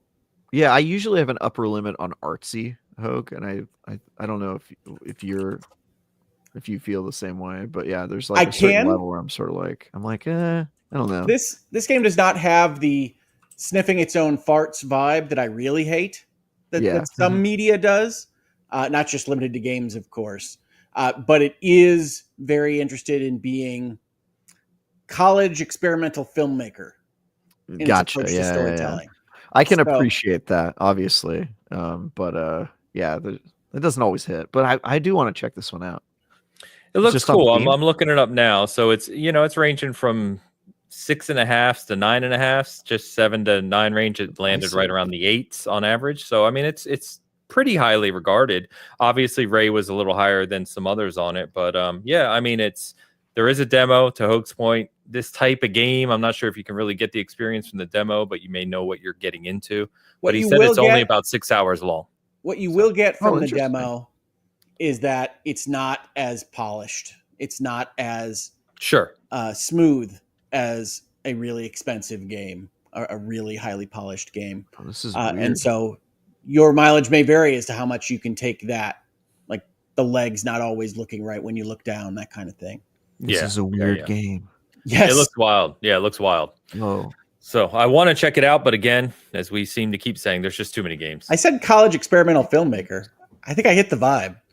Yeah. You know what else is called experimental filmmaker? No, what? My upcoming Paddington film, which is about him experimenting in college. Wow. I like it. We don't need Paddington on drugs. We don't? Wow. Why not? Yeah, that'd be interesting. Marmalade? Isn't marmalade a drug in its own way? As far as I can tell from the movies, it's just oranges and sugar. Yeah. Have you seen what sugar does to a brain? It's basically a drug. And by the way, that was Paddington. Boom. Paddington 6 and Paddington 7. Boom. We're knocking them out 2 at a time now. I love this picture, Ains. I don't know where you got it, but I love it. It's like a paper mache Paddington. That's clearly something he made on the fly during the show. I handmade that. Yeah, while you guys were talking. Very That's cool. True. Yeah. Hogue. Yeah. God, we need a Hogue. Oh, by the way, we got crap last week for Travis not properly singing the Hogue's Notes song. So before we ask Hogue about his Hogue's Notes, hit us. I don't think I got any Hogue's Notes last week. Hogue's Notes. Now it's time for Hogue's Notes. Yeah. There you go. Yeah, no, I don't think I got any last week because what I've written here is that I didn't get a chance to talk about Xenoblade Chronicles X last week. Okay. So I want to at least mention its existence because this is a big Nintendo game that released on the same day as Shadows. It is, like so many Switch games, a port, remaster, remake, whatever you want to call it, of a Wii U game that was trapped on their most unsuccessful hardware, maybe in their history. Played it. It is the kind of strange orphan of the Xenoblade series because it doesn't obviously directly connect to the main trilogy of Xenoblade Chronicles games, and it features Earth, and it's science fiction and has giant mechs fighting dinosaurs and everything else.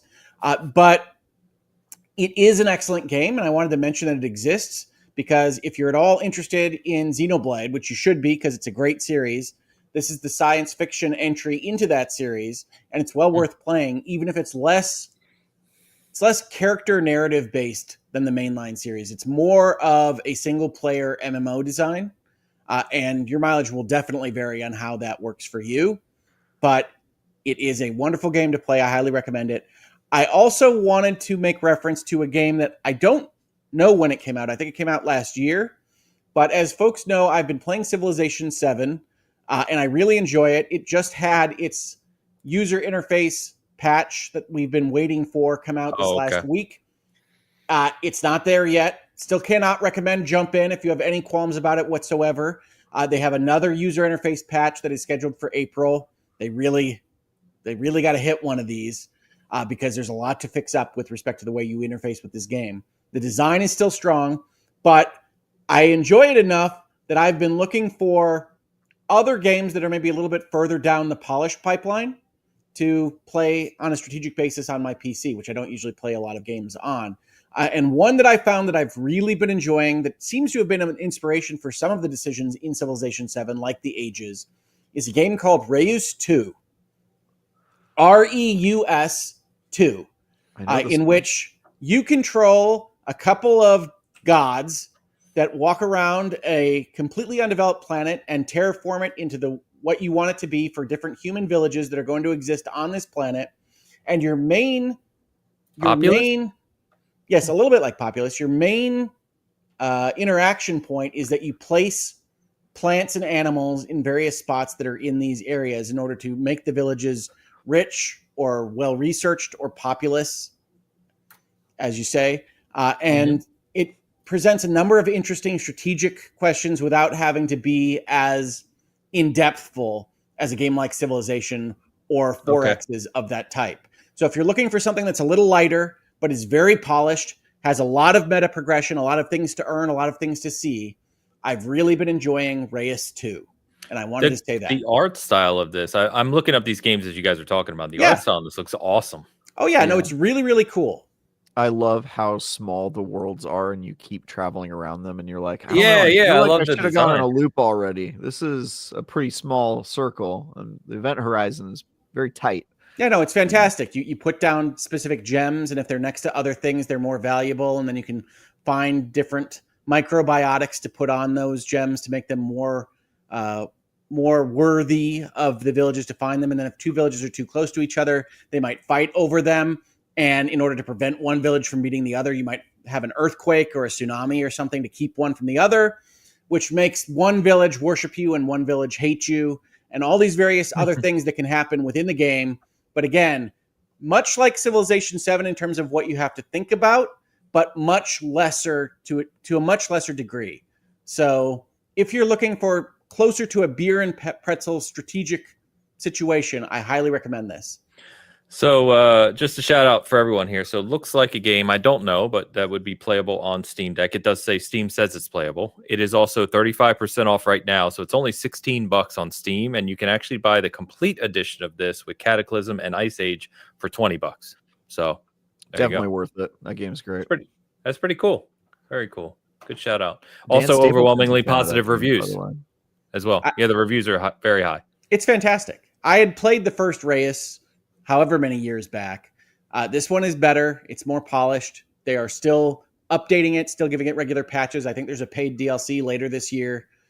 So it's still in active development, which I always like to see companies following up on designs that mostly work and improving them from there. So highly recommended. As Ains just said, $20. So the check it bundle. out. You'll like it. I love it, guys. That's you know, I already like the fact that I think we cover games that other places don't. You know, we already do that. I think we did that really good today. Hell yeah. A lot of different games going on. So love to see it. Yeah. A couple super chats to catch up on, including a rare but always welcome Papa Hogue sighting. Oh yeah, we have celebrities. Hey, Dad. We got Papa Hogue. Thomas Hogue, $9.99. Great show. Oregon Trail and Alpha Centauri mentioned in the same broadcast has made my day. Gee whiz. For the record, he sounds mostly like me, but older. Great to be home, and thanks, Rick, for checking in on me. Any recommendation for a long-time gamers over 70? Okie dokie. I don't know if he's going to appreciate this voice. Okay. I'm just doing what I'm paid to do. It's not a great depiction, but you know what? You keep doing You what want a better paid to do. depiction? Make it $19.99 next time, Thomas Hogue. Okay? Is that what you pay for? I do recommend Reyes, Dad. I think you'd like it. I also think you'd really like the world of something like Assassin's Creed Shadows. And honestly, in terms of combat, I know you don't love action combat, but honestly, it is a generous kind of action combat. The parry windows are huge, and you can dodge most of anything. It's really designed to get back to what Assassin's Creed was originally in combat. So I highly recommend checking that out. But really, since you're mostly going to play at your computer, check out Reyes. I love that he had to come to this show to get recommendations. Like, the only time I talk to my father is via super chat. If he wants to chat with his son, he's gonna have to pay. He's gonna have to pay if he wants to talk to his son. Yeah, you guys are just having a really like passive aggressive fight. I give him recommendations all the time. Actually, funnily enough, because he does give super chats on my channel, I have told him, it's like, no, we don't have to give the 30% to YouTube, Dad. You can just talk to me offline. Give me $10 in real life. Give me a Hamilton. You can play, if I'm correct too, if Assassin's Creed, can't you play the Assassin's Creed on just like Explorer mode, basically, which makes it like incredibly easy? Well, the discovery modes of the RPG versions don't have the story. They don't have the character. Yeah, I know that, but I thought there was like a easy mode or something you could turn on for them. Am I wrong? I have no doubt that you can turn down Assassin's all the Creed has levers. an easy mode. Okay, all right. Weren't they the studio that said they don't believe in?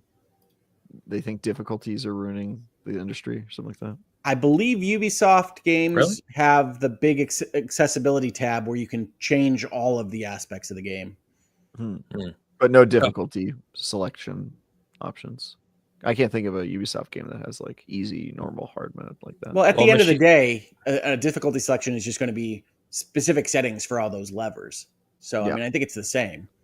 Yeah, Machine said there's an easy mode and a guided version. I don't know what guided version. Guided is for navigation, right? So part of the fun of Assassin's Creed Shadows is that you'll get a lead, and then it'll only say an area of the map, and then you have scouts that you send out to get it nailed down. And then there's versions of that that'll just say, here it is. Gotcha. Yeah, gotcha. Thank you, Machine. There you go, Papa Ho. Good to see you. I apologize for Travis, as we do every week, honestly. But thank you, Papa Ho. No. Love you too, Father. All right. Z Zax gives me $5 and writes, in Dungeons of Hinterberg, there's this snarky reporter called Travis. Same hair, same glasses. Missing a tie, though. Is that a shout out? Been curious. I don't know if it's a shout out. Because if it is Ginger, he's a shout out. I don't know if it's a shout out. If he doesn't have a tie, my guess is a coincidence. You know, the main character in Dungeons of Hinterberg is trying to find purpose in their life because they are over being a lawyer. So there you go. That's pretty common in the games industry. Wow. There's a lot of people working through some stuff when they design their games. I just have to say that. Yeah. Yeah. What did the guy from Stardew Valley do? I know he worked in an office. Was he a lawyer? Paralegal, maybe? No, it just had him in like one of the cubicles. Yeah. So there are a lot of games that have as their starting point of their narrative that I'm over the world in some way. And so I'm going to go to Stardew Valley, or I'm going to go to Hinterberg, or I'm going to go to sell tea in the magical forest, whatever it's going to be. Or Witchbrook, which we're going to talk about. Are you over the world, Hogue? You ready to go? I have been trying for years to get back engaged with the world. So no, I'm the opposite. The opposite. You're trying to get back in. It's hard to get back in once you're out, you know? Yes. He's been Hard to trying get- so hard to get back in, he turned his brain off for That's a right. time. Yeah. Yeah. It wasn't my choice. Zach, thank you very much for the super chat. Mr. Don Lionheart's here. Don Lionheart, $5 super chat. Good afternoon. Good afternoon, all. Still plugging away. I read that as a period. Good afternoon, all. Still plugging away in Kingdom Come Deliverance 2. Second map after like 75 hours. I believe it's enormous. Cracker Barrel now has onion petal. They're delicious. Is onion petal just a bloomin' onion? Does the Cracker Barrel have a bloomin' onion? Yeah, that's what it sounds like. And this is a Dan comment. Like, where's Dan when you need him? Onion petal versus I think Don Lionheart is just Dan Lionheart. He's just Dan. It's just Dan's alt account. We've had Don on the show. He can't be Dan. We don't know that. Maybe he's really good at disguises, dude. I don't know. Do any of these people exist? I don't have proof Hogue exists. I've never seen Hogue in person. I've seen Ains in meat flesh mode. I can at least verify he's real. Meat flesh mode. That's what I go by, actually. Honestly, I'm just the AI's first attempt at an actual personality. I'm years old. We were trying to keep it hidden until now. They missed years hard with you, dude. I'm years old. Don, thank you. And yes, Kingdom Come Deliverance 2. Yeah, I'm right about the same. I've continued a little bit further. Had a hilarious quest this week, as most of them are in that game. Just about 80 hours myself. So, you know what you should do, Ains? Show me your wares. Classic game.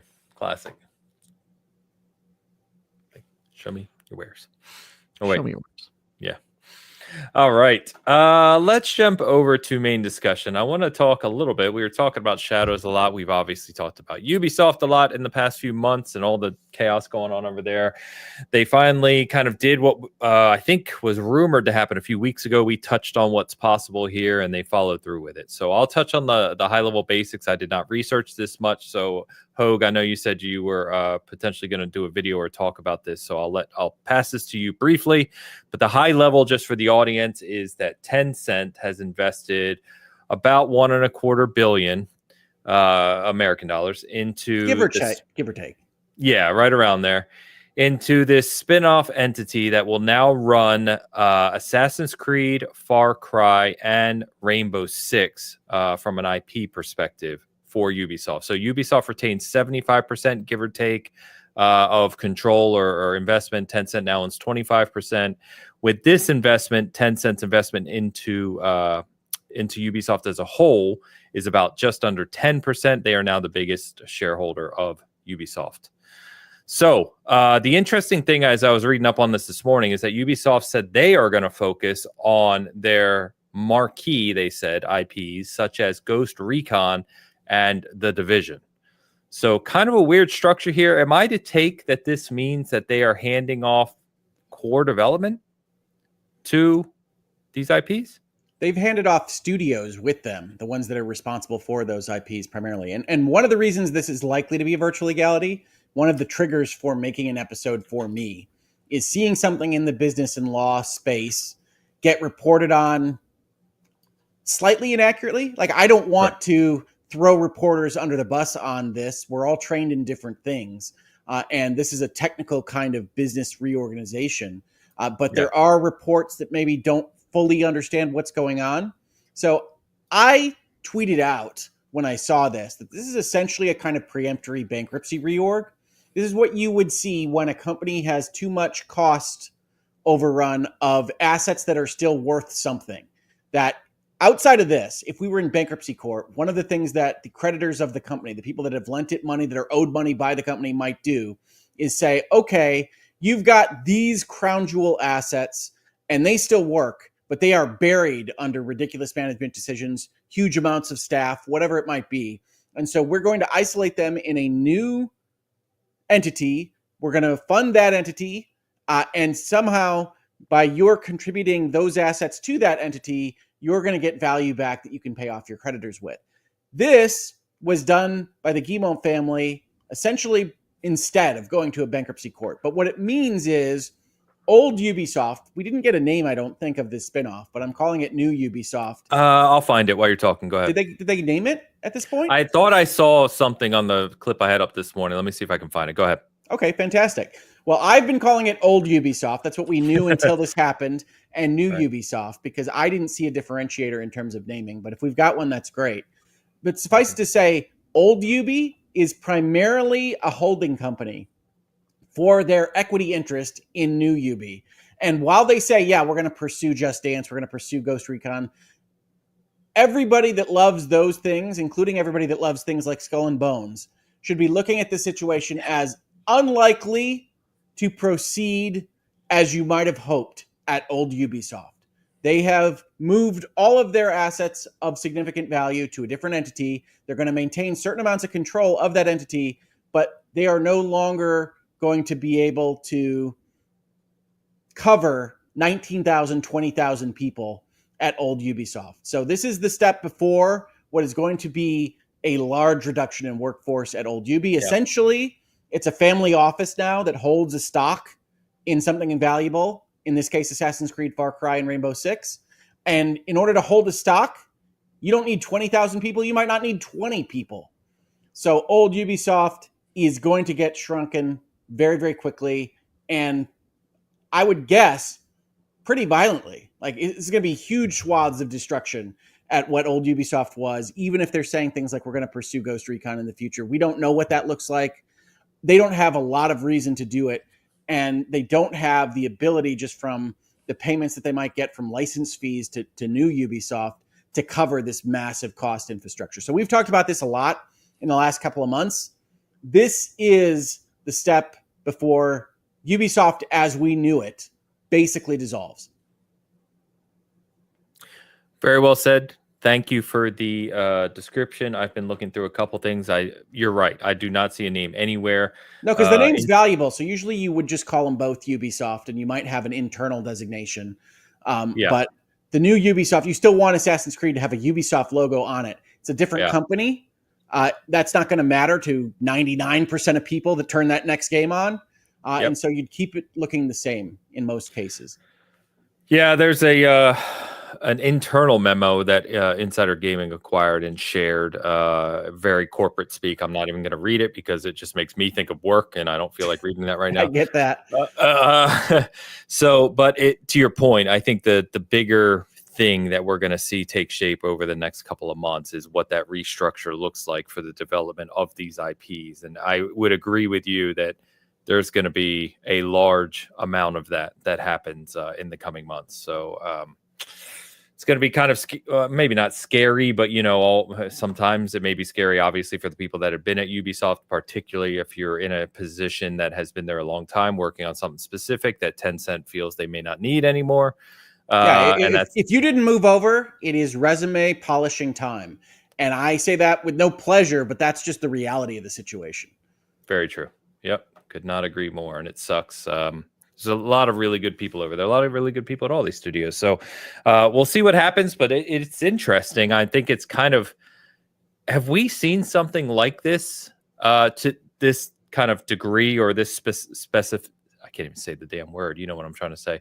Specifically like this, where a huge publisher takes their IPs and basically just splits them. And they said, you're taking care of these and we're taking care of these. And that's the way it's going to be. I can't think of seeing something like this recently. In industry we have, not in gaming. We've seen this. That's what I mean. Yeah, in the gaming industry is what I meant. Yeah. Yeah, we've seen this with like retail bankruptcies. It's when you have a situation where you've got real, honest to God, core assets that can generate money, but not in the structure that you've built.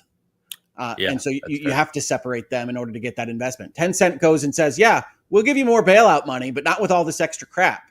And so you say, okay, well, then we'll move it out from the extra crap, at which point you have to make sure that you get something like fair value for it, because all the other shareholders are now shareholders in an entity that doesn't have all the good stuff anymore. And so that's why you see references in the press release to a fairness opinion, somebody on the outside saying, yes, you got value for what you've actually moved over, because Ubisoft, as it stands right now, doesn't own Assassin's Creed anymore, doesn't own Far Cry anymore. What it owns is 75% of a company that owns those things, which is obviously valuable, but it's not the same level of value that they had immediately before this happened. So you've got all sorts of shareholder things to make sure you're above board on. You've got a fairness opinion that has to come in order to get this deal done. You did see in that same press release a waiver right that Ubisoft can essentially waive the fairness opinion if, in all likelihood, they get enough shareholders on board.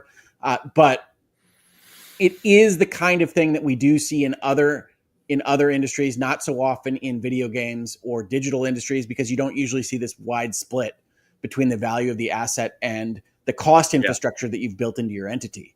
And this is just a function of Ubisoft being as old as it is and going down as many kind of dead-end paths as they did, while also still having some of the most valuable video game IPs in gaming.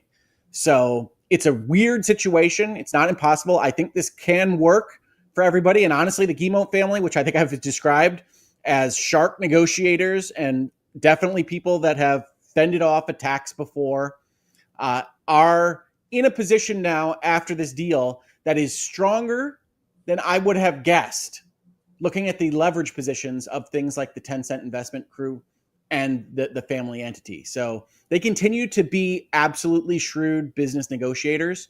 I don't know what that means for new Ubisoft. You still got the same kind of minds that created the problem in charge of that entity. But there are areas in that press release that describes what Tencent got that are a little bit opaque. And this will go into my video, but there's a description of customary minority investor protections that gives the minority investment position, Tencent, China, rights to veto certain decisions of the company. And those can be basically nothing, not valuable at all, depending on how they go into the articles of incorporation, or they can be essentially control of the entity. And we didn't get any kind of specificity on how those are described in that document, so we don't know from the outside. But I suspect that Tencent got a little bit more than that Ubisoft press release is actually putting out there in the world. And you wouldn't have to, for purposes of disclosing to your existing investors, say all those things. But as it stands right now, as described by Ubisoft itself, Tencent got a lot less than I would have expected from their position. Very fair. Well, looking forward to more details, as they will no doubt start to, we'll see what happens here. I think the interesting thing when you look at Assassin's Creed, Far Cry, and Rainbow Six Siege, or Rainbow Six as an IP. So Assassin's Creed, as we know, just had Shadows release, right? Seems to be doing quite well, but Assassin's Creed has this whole roadmap as an IP, right? They have the Infinity Hub, they have Jade, they have Hex, they have these games that were in flight, so at various stages. Far Cry 7 is widely rumored to be well into development, so don't know what that looks like. Obviously, Tencent would know, right? And then Rainbow Six just announced their complete revamp of Siege, right? The next kind of evolution of Siege and what's to come for that. So there are three kind of biggest IPs, to your point, of like not only value and kind of brand recognition, but of like things that actively have probably the bulk of Ubisoft's core developers, what were Ubisoft's core developers, working on them, right?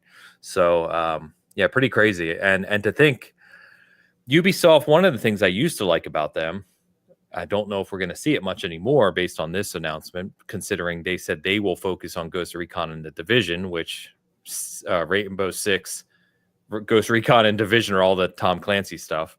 We used to see things like Riders Republic, which Travis and I reviewed. They had those kind of ancillary titles that people kind of enjoyed. Riders Republic's a very good game. It's a lot of fun. And I don't know if we're going to kind of see that weirdness out of Ubisoft anymore in that vein. Seems it's kind of part of what burnt them, along with some really poor leadership decisions over the years. Well, I mean, speaking of bloat goats, we've talked about it before, but in terms of what they were releasing and the cadence that they were releasing it on, they have way too many people making games. And that's an unfortunate truth of the way they've structured their company. That's not the developer's fault. That's management and the capitalists' fault, the people with the money. But unfortunately, this is where the rubber hits the road for those folks. And I hope they have some kind of strategic plan to make old UB work in some important way into the future. But it strikes me as unlikely. It's set up to be what amounts to a family holding company for the stock of the valuable company. And so that's why I would polish my resume if I were in that spot. And I think realistically, this was the way it was going to go down after a certain point, especially with primarily Outlaws not doing anything like they wanted it to do, like they had projected it to do, and then Assassin's Creed getting delayed a couple times. You see this as part of the culture war fights on social media right now. But I had said here, we had all said, I think, in some way, that Assassin's Creed Shadows, it's Assassin's Creed, very popular franchise, was likely to do very well. Looks like it is doing very well. But because of the weight they had put on this release, because of the delays and everything else that had happened at the company, it was unlikely to save the structure of the company. And that looks to be exactly where we landed. Everything that we see, and we have another bit of opacity here because Ubisoft is announcing it as players and not sales units, is that Assassin's Creed Shadows is very popular in terms of people playing it. But we don't know what sales looks like. We don't have any of that transparency. And so, this was always the most likely scenario because Ubisoft needed Shadows to basically be Grand Theft Auto 6 in order to save the company, and that wasn't going to happen. Yeah. Yep. All well said. I guess we'll see what happens. I'm just sitting over here wanting another 2D Rayman. Just, I'll be sitting here all for the rest of my life, apparently. All their properties will be fine. It's just the org is going to have to change, and maybe that's for the best. I mean, if their problem was anytime they tried to do something actually creative, the purpose of their company, that they got slapped in the face, then maybe this structure wasn't the best for them or for players. And I would say, you guys know I have very few sympathies for like large corporations that put out annualized releases and that sort of thing. But I don't view this as necessarily a bad thing for players in the long run. We'll see. Yeah, we will definitely see. I think the IP strength here, right, is undoubtable. Many people may not realize that Rainbow Six Siege is probably nearly 10 years old now. It's still one of the most played games on the planet. And they got there because they didn't bail on it. Siege was not an instant hit.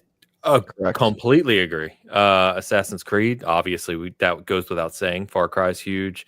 The Division at one time was a very, very highly played large game. So, there's a lot of good IP strength here. But you know what's going to save them? Beyond Good and Evil 2. It's coming out any day now. It's going to be a huge hit.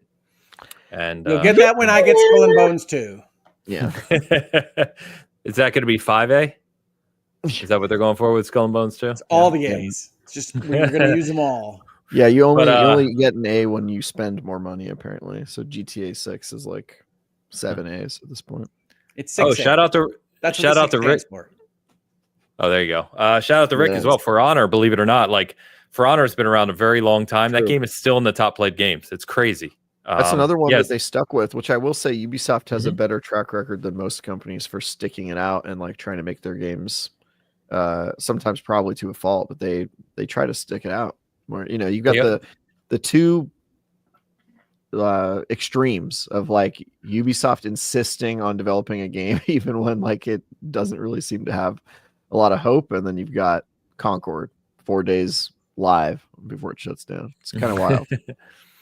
I was going to say the other thing they do well, which we've credited them before too, is they really kind of support the best version of their games. To your point, same point, but just they were the first to support Series X and PlayStation 5 upgrades. They support all the Pro upgrades for PlayStation 5 Pro. You know what I mean? They're always continuing to tune their games to be the best playable version they are. Look what they did with Outlaws, right? We've talked a lot about that, going back and making that a better experience for players. Yeah, Outlaws turned out great. It's just a shame that it is definitely a part of their death knell story. Yeah, it is. Yeah. Well, we'll see what happens here. I've said before that I know a few people at Ubisoft that I talk to, and one of the people I talked to, obviously not sharing any names or anything, but last time I talked to him a few months ago, he's like, yeah, it's looking kind of scary. We'll see what happens. So, I feel for everyone out there. And we've got obviously the June or the summer showcases coming up. Usually there's a UB Forward.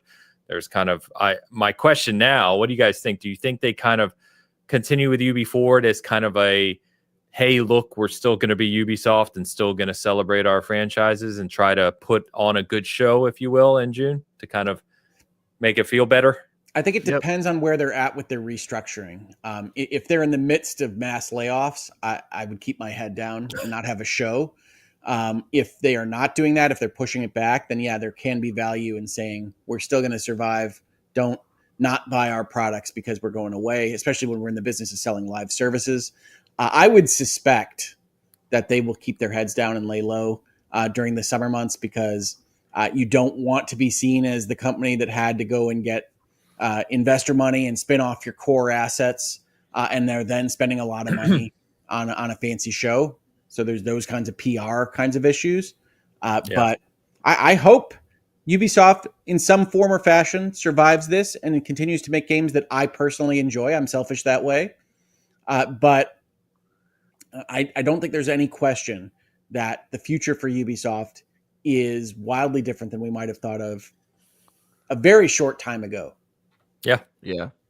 2 or 3 years ago, I feel like they were, just different. But even if you just go to Assassin's Creed Valhalla versus this, the tone feels very different.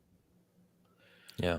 It's crazy that you have Valhalla, which has been reported on many times, made over $1 billion in total revenue, right?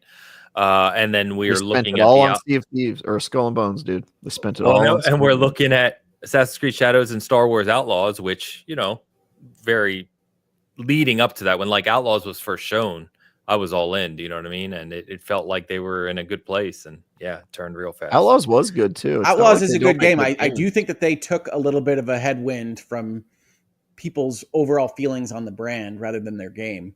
And that's a shame. That's part of what you have to try to negotiate when you're licensing in other people's intellectual property. Is how are folks going to feel about this? You think it's a benefit? Maybe it's not.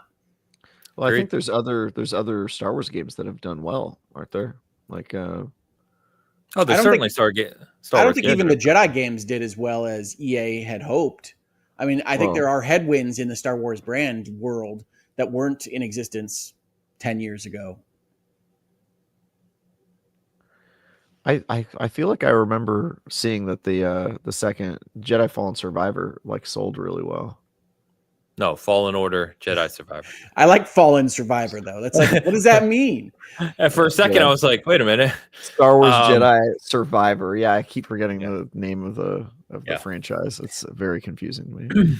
I'm not sure, but Eric says Ubisoft should make a Ghost Recon Battle Royale, a Prince of Persia Souls-like, a Rayman kart racer, and a Tom Clancy trading card collectible game. I would play all of those. Yep. I'm in.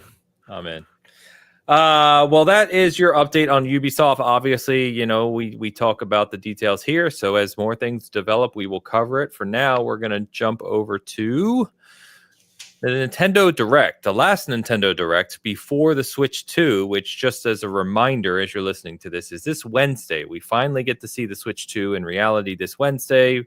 Hopefully get a release date, price, and see what games are coming. But before getting to that point, Nintendo basically said, hey, all you Switch users out there, here's what we're working on for the rest of 2025. And had a Direct, which from what I saw, I'm not the biggest Nintendo guy, but from what I saw, had some decent showings here in terms of games. Super solid. But you want to talk about Nintendo being weird? They announced their April 2nd Switch 2 Direct in January. And the reasonable person looks at that and says, well, I guess there aren't going to be any Switch Directs between now and then because they've said when the Switch 2 Direct is going to be and they're going to move over to supporting the new system. That makes all the sense in the world. Until the middle of the week before that Direct happens, and Nintendo says, oh, by the way, we've got a Switch-only Direct tomorrow for you. They are the weirdest company. I love them to death for it. But that was the weirdest announcement. And the show itself was mostly, if not entirely, third-party support for the system Switch, including support of things happening in 2026. So I really liked this show. I really liked what they had to announce because Nintendo continues to make weird games that I enjoy. But what a weird time to have your seemingly, one would think, last Switch-only Direct. So I think that's a part of the story here. As a business guy, I looked at that announcement and said, all right, what emergency happened where they have to get something out the door before the Switch 2 announcement to get out to people so that they know it? And the closest I can come from this show, there really wasn't one that seemed like an emergency announcement, is this notion of their digital game cartridges, which is Nintendo being idiosyncratic again and their approach of having digital libraries for multiple people through the Switch. So they've thought through how you're going to move games to different systems, and presumably they wanted to tell people that you could have your digital games move over in cartridge form to your Switch 2, and they wanted people to know that before they talk about the Switch 2 and what they're going to say about digital libraries next week. But this was a cool thing. I don't think it's the right fit for what I want to do with my Switch, but it is great to see companies not just take what already exists and say, we're going to do that again with libraries or even Steam Family Share or something else. And so that was the biggest technical announcement of the day. Maybe the fact that Nintendo is also dropping an app where you get Nintendo news, at which point they immediately put the release date for the Zelda movie in that app for reasons that are known only to them rather than putting that in the Direct. But it was a good show. And this was the last of my Hogs notes that I moved to this particular section because they announced and dropped Saga Frontier 2 on the same day as the show. Saga Frontier, I've talked about the Saga series a lot here from Square Enix, is the kind of orphan child Final Fantasy type game in their portfolio, but it is an excellent series that is constantly trying experimental stuff. Saga Frontier 2 might be the most complete iteration of what they were trying with the Saga series that I remember playing. And I played this back on the original PlayStation, I believe, based on my memory of the plastic box. And so I got this on the Switch. Of course I did.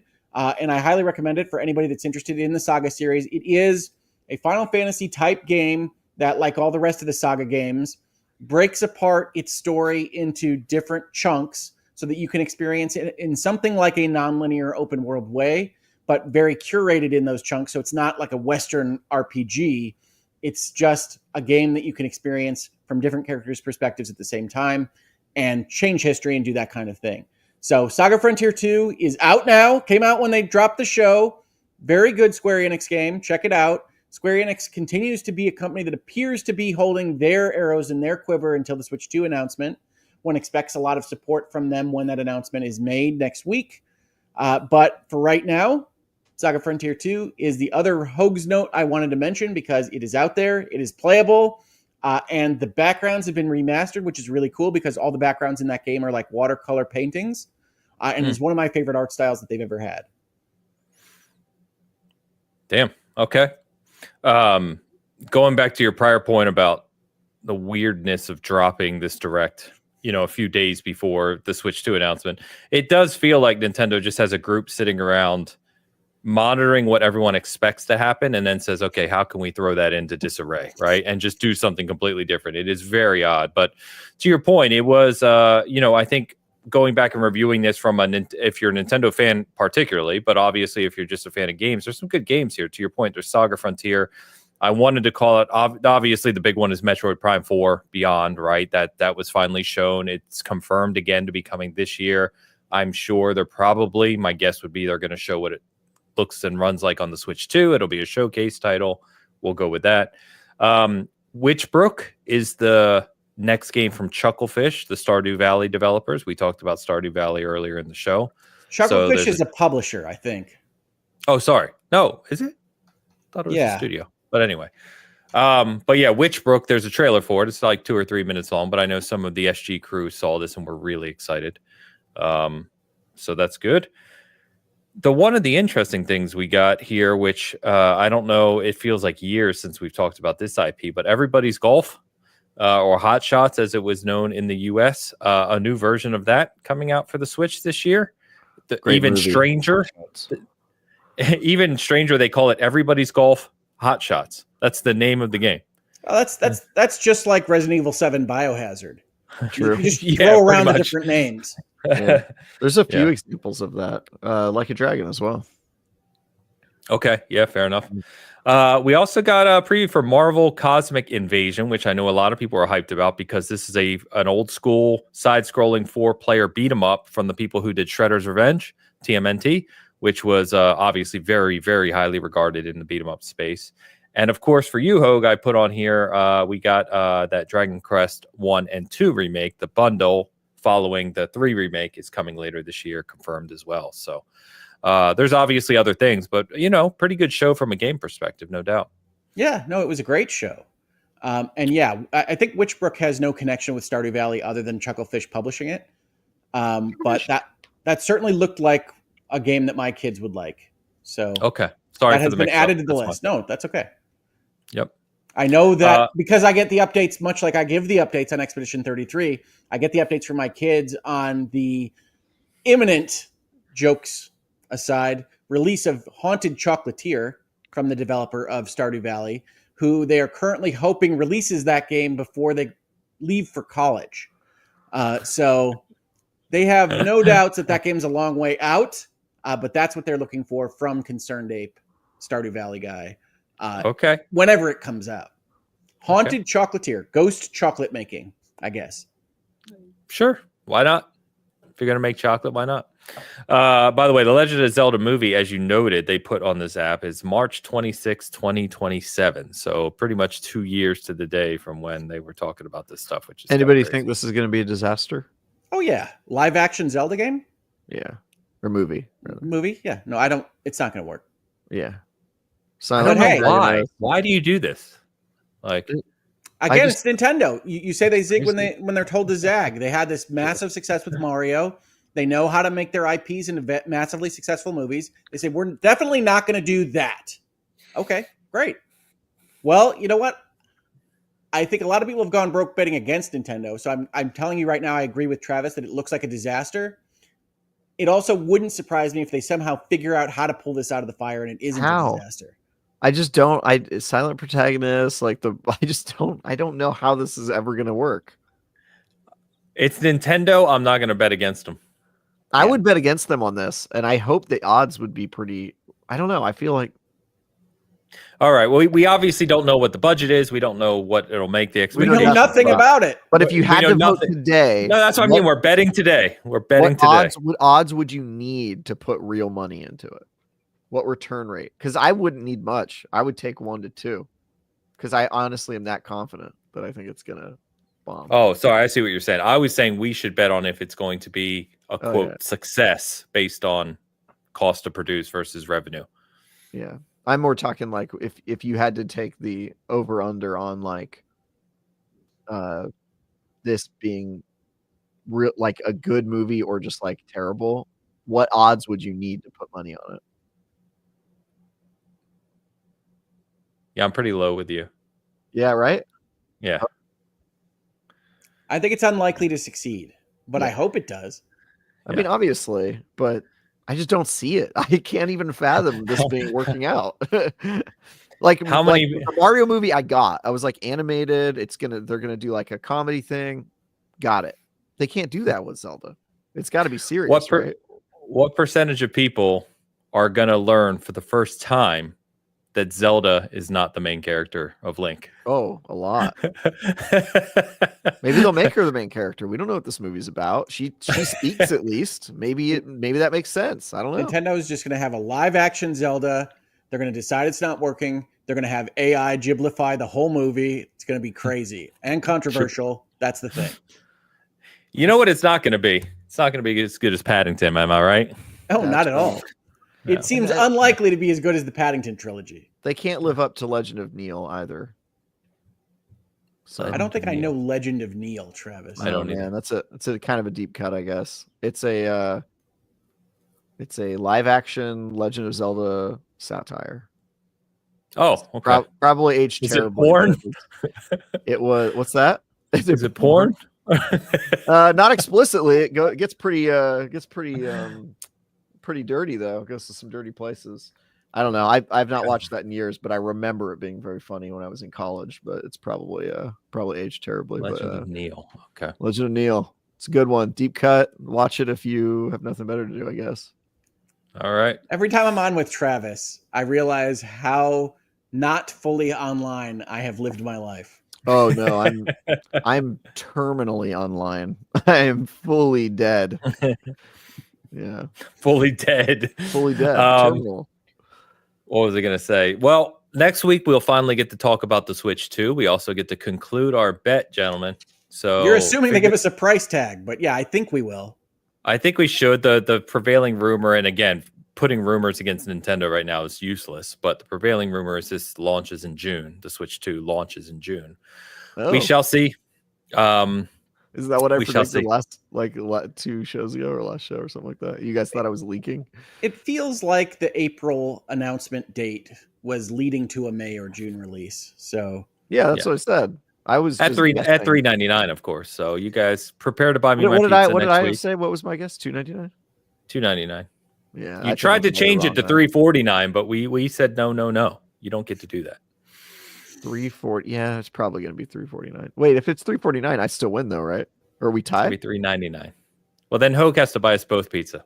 Just go with it. Just go with it. Yeah. Go with it. I think you're probably right on this one, Ans. I don't know. We'll see, but it's going to be fun to see it regardless. And I'm hoping. I know we talked about this before. My biggest hope is we get, besides the obvious stuff, Mario 3D game, blah blah blah. Like I want to see a new good Donkey Kong game. I want Donkey Kong to be utilized more. Do you mean like the old arcade games or like the 2D platformers? Of course, 2D platformers, but grander, games, dude. You think he wants to play as Mario, climbing up ladders and stuff? Maybe he wants to play Donkey Kong 64. I don't know. Donkey Kong Jr., little known fact, lore dump, one of my favorite arcade games of all time. Look, he loves Donkey Kong Jr. That is interesting because Donkey Kong Jr. doesn't connect with me, but I absolutely love the regular Donkey Kong game. Normal Donkey Kong's classic. You have watched the classic documentary of King of Kong, right? I show it to everyone I meet. It's awesome. If they have not seen King of Kong: A Fistful of Quarters, I immediately add that to the list of things we have to do together. Billy Mitchell, bro, best heel in any documentary. I mean, yeah, dude. What a fantastic documentary. If you have not seen that, please watch that. That is an actual recommendation, and I can testify it has aged like wine, a fine wine. And that documentary raised interest even further into Donkey Kong score chasing, and it has changed hands like 15 times since that came out. And Billy Mitchell got kind of caught with some. There's been some drama. They should do a sequel. Yeah. Also, that guy who made that documentary, he went on to write and direct Horrible Bosses, and he put a character that's based off of Billy Mitchell as one of the horrible bosses, which I think is awesome. And then he cast Steve Wiebe as a character. He gets fired in that movie. I did not remember any of this. That's awesome. This gets super deep, this lore. Anyway, it's very, very good. Big lore dump. There you go. Real quick, I wanted to shout out Game Informer. Our friends over at Game Informer returning. So they teased this a week and a half or so ago, but Gunzilla Games secured the rights to Game Informer entirely. And basically the entire team that at least was working there, at its closure is back. I know a couple of these guys are great people over there. Brian Shea is going to be the editor-in-chief. And they have basically been working behind the scenes this whole time. So they stood up their website this week, and they have like 20 some reviews, articles, all this stuff they did over the past few months while this was going on. So it looks like they basically didn't miss a beat, which is really cool to see. Love to see it for them. And basically in the press release, they essentially said that, and I have it here in our notes, so the editorial group will be 100% of the decisions about what they cover and how. So Gunzilla really just invested in Game Informer as the entity, but it sounds like Matt Miller was saying that, they are fully kind of independent in the sense of their coverage, and the entire team's back, and they are even relaunching a magazine subscription, both press and digital, or print and digital. So very cool. Yeah, super exciting. I found it very amusing to watch the mixed reactions of like people celebrating the return of this, and then also like immediately after that learning that they're coming back basically because of like a crypto blockchain company, and just another finger curls on the monkey's paw for these people. It's just very funny. Yep. They gave, as they should, they gave Kingdom Come Deliverance a 9.5. And there was a bunch of other things I was checking out, but I'm happy for them. I like I said, system, are they still? Yeah. Yep. They are. Still old school. That's good stuff. Really like them over there. I do. Yeah. You're on the 100 point system, right? No, we're on the 20-point system. Season gaming? Yeah. Can't do increments? Okay. Interesting. No. Interesting. But yeah, anyway, shout them out if you know those guys over there. So happy for them. Just a couple game updates real quick. So if you didn't see these, Hogwarts Definitive and the unannounced DLC for Hogwarts Legacy have been canceled. I presume that is them fully focusing on the sequel, which they said is in full development. So maybe they just thought, I guess they just thought there's no reason to re-release this. I don't know. But also, Warner Brothers is a tire fire right now. I mean, it's dumpster fire is not even a strong enough word for WB. Specific studio has had success and seems to be competent. So I'm very curious about this. The big one for me was canceling the DLC. Made me kind of scratch my head. Yeah, the game sold like how many copies? Absurd amount of copies. A lot. My Over guess 20 is, million, I think. My guess is that they canceled the DLC because they're seeing that like people beat the game and then stopped playing it like pretty aggressively. I'm guessing the drop off on that game is like 99%. And so bringing people back into a game with the DLC is kind of hard. So they're probably just like, yeah, whatever content you had, put it into a new game, and then we'll get another 20 million sold. So good for them. Yeah, probably. I mean, it's a single player RPG. Like, yeah, drop off's going to be strong. Yeah. So, but let's just be thankful, boys, that WB does not control Paddington. You know what I mean? It's true. Because then we wouldn't get any more Paddington games, that iconic series in gaming. For the record, a Paddington game would be fire. Yeah, tire fire. Yeah. No, Paddington that would be fun. Awesome. I would go all over the world, not just Peru. And that you could have a hard stare. 10. You could have a hard stare power. You could have marmalade sandwich pickups. You're having a good time with Paddington. Hey, Ho, can I give you a little personal advice? Don't go into game development. Leave that to your brother. I feel like he's got a good grip on it. I don't think you should stick to lawyering. I think a Paddington game would be great. All right. There was also announced. Oh shit! Can I talk about this? Hold on. Yes, you can talk about it. The direct already happened. Okay, cool. Thank you. Path of Exile 2. The next update is called Dawn of the Hunt. This is their first kind of major update since they went into early access. It adds the new class, the Huntress, which if you are into Path of Exile, you are into ARPGs. I told people previously I got to see some footage of the Huntress earlier when I went to their event.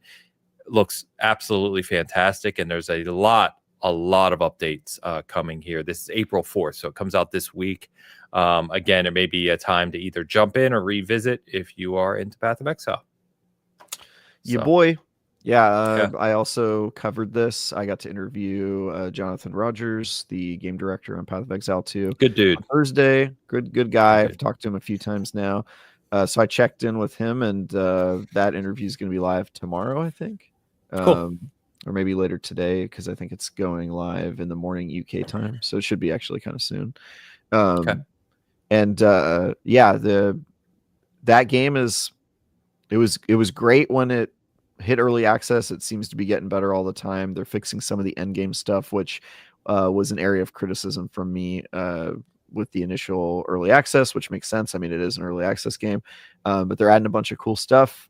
The Huntress, some new Ascendancy classes, 100 new items, yada yada. I mean, there's just so much stuff going into this, and this is 3 months after their early access debut, and they also, I mean, in that 3 months they had like the Christmas holiday. Like, I'm just surprised that they're coming out so quickly with this content. So very exciting, and I hope I get to re-review this when they hit the 1.0, because I have not. The 1.0 in this game, it's gonna be crazy. It's gonna be wild. Yeah.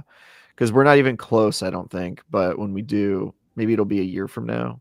But when we do get a 1.0, that'll probably be the first time me playing it on live service, because my character is like level 10 on live service because they deleted all of our progress, as you know. And, sadly, yes.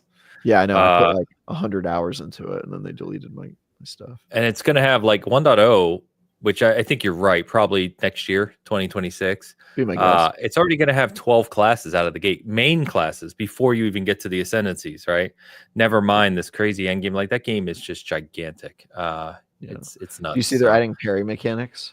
Yeah. And they said I don't know if you saw in our live chat while the thing was going on.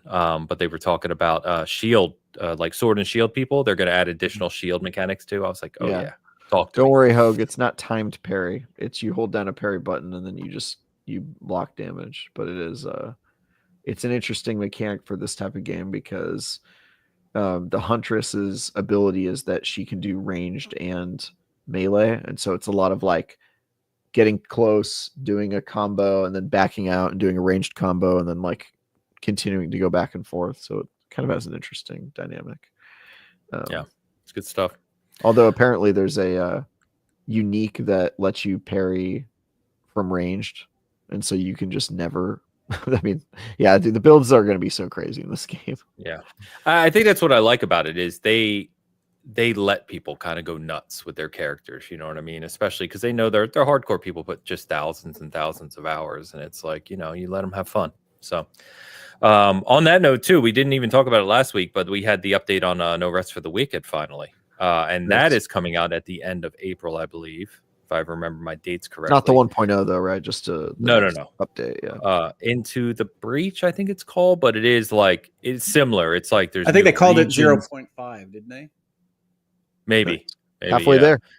But it's another huge update. New regions, items, character customization, like all this stuff. So hopefully that game needed it. It was a fantastic game, but you could tell it was very content light with like not a lot of like late game depth. And yeah, excited about that one. So yeah, Katie Cotton, shout out Katie, how you doing? One of our regular ARPG hardcores. Diablo fanatics just said in our chat, I've abandoned Diablo 4 for now. I'm playing Path of Exile 2 right now. So yeah, it's really good. Yeah, my friend group seems divided on it. About half of my ARPG like hardcore fam is like on Diablo and doesn't seem to be going anywhere, at least until 1.0 comes out. And the other half are like, why would you play Diablo? Yeah, it was the same way with D3 and Path of Exile 1. Same thing happened. Yeah, I like them both. I'm kind of in the middle. Yeah, I do like them both, and I feel like there's a little bit of animosity between those two crowds. Like, I get messages from strangers online about ARPGs maybe more than any other genre, except for maybe JRPGs. But like, people from the Path of Exile crew will like message me anytime I talk about Diablo about how I suck because I like Diablo and I'm on their team. And then when I talk about how much I like Path of Exile 2, I'll get messages from the Diablo fan base that are telling me that I suck. So it's just so funny. It's like they're like gangs, rival gangs, bro. I do love Diablo. I just don't have enough time for a forever game right this second.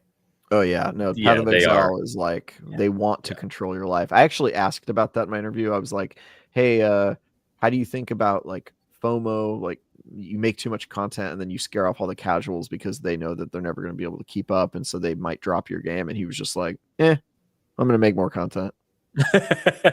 Yeah, like, that's their audience. Why would you go against your audience? Like that is their audience. Well, I think you can change your audience by making content that is more appealing to them, but they have made a decision to not do that, and I think that's totally a valid choice. Yeah, we've seen it though, right? Those hardcore games that then try to walk the line of both, you usually end up pushing your hardcores aside in some way, even if you don't mean to. They feel like you have.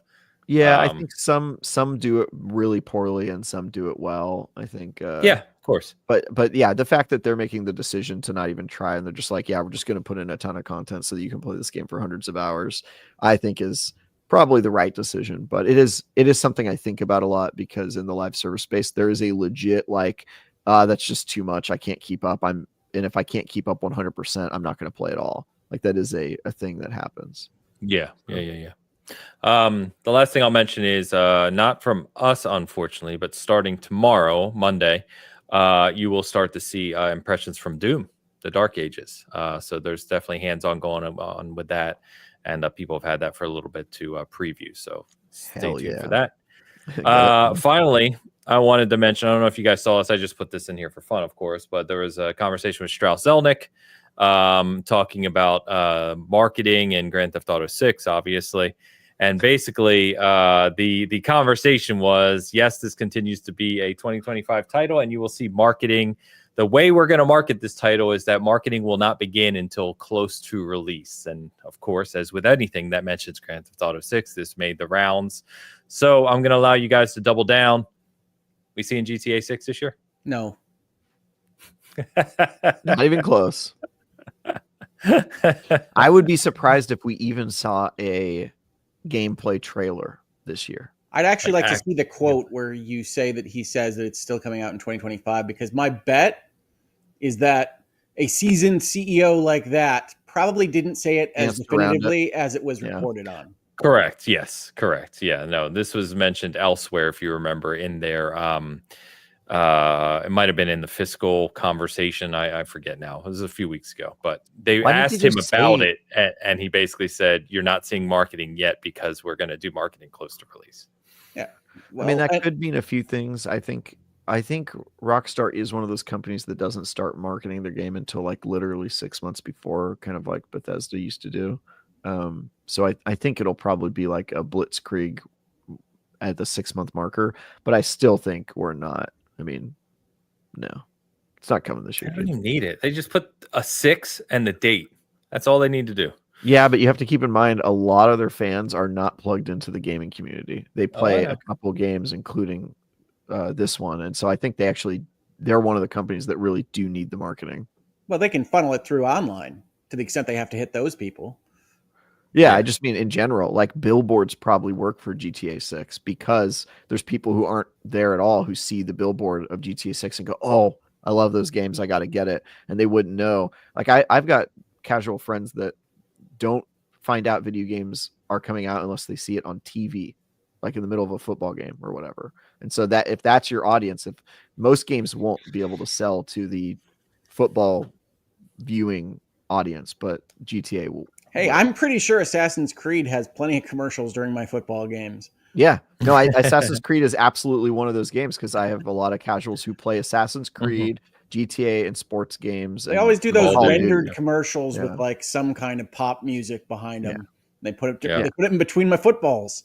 But you're not going to see like you're not going to see first Berserker commercial in a football game. That would just be a waste of money. You should.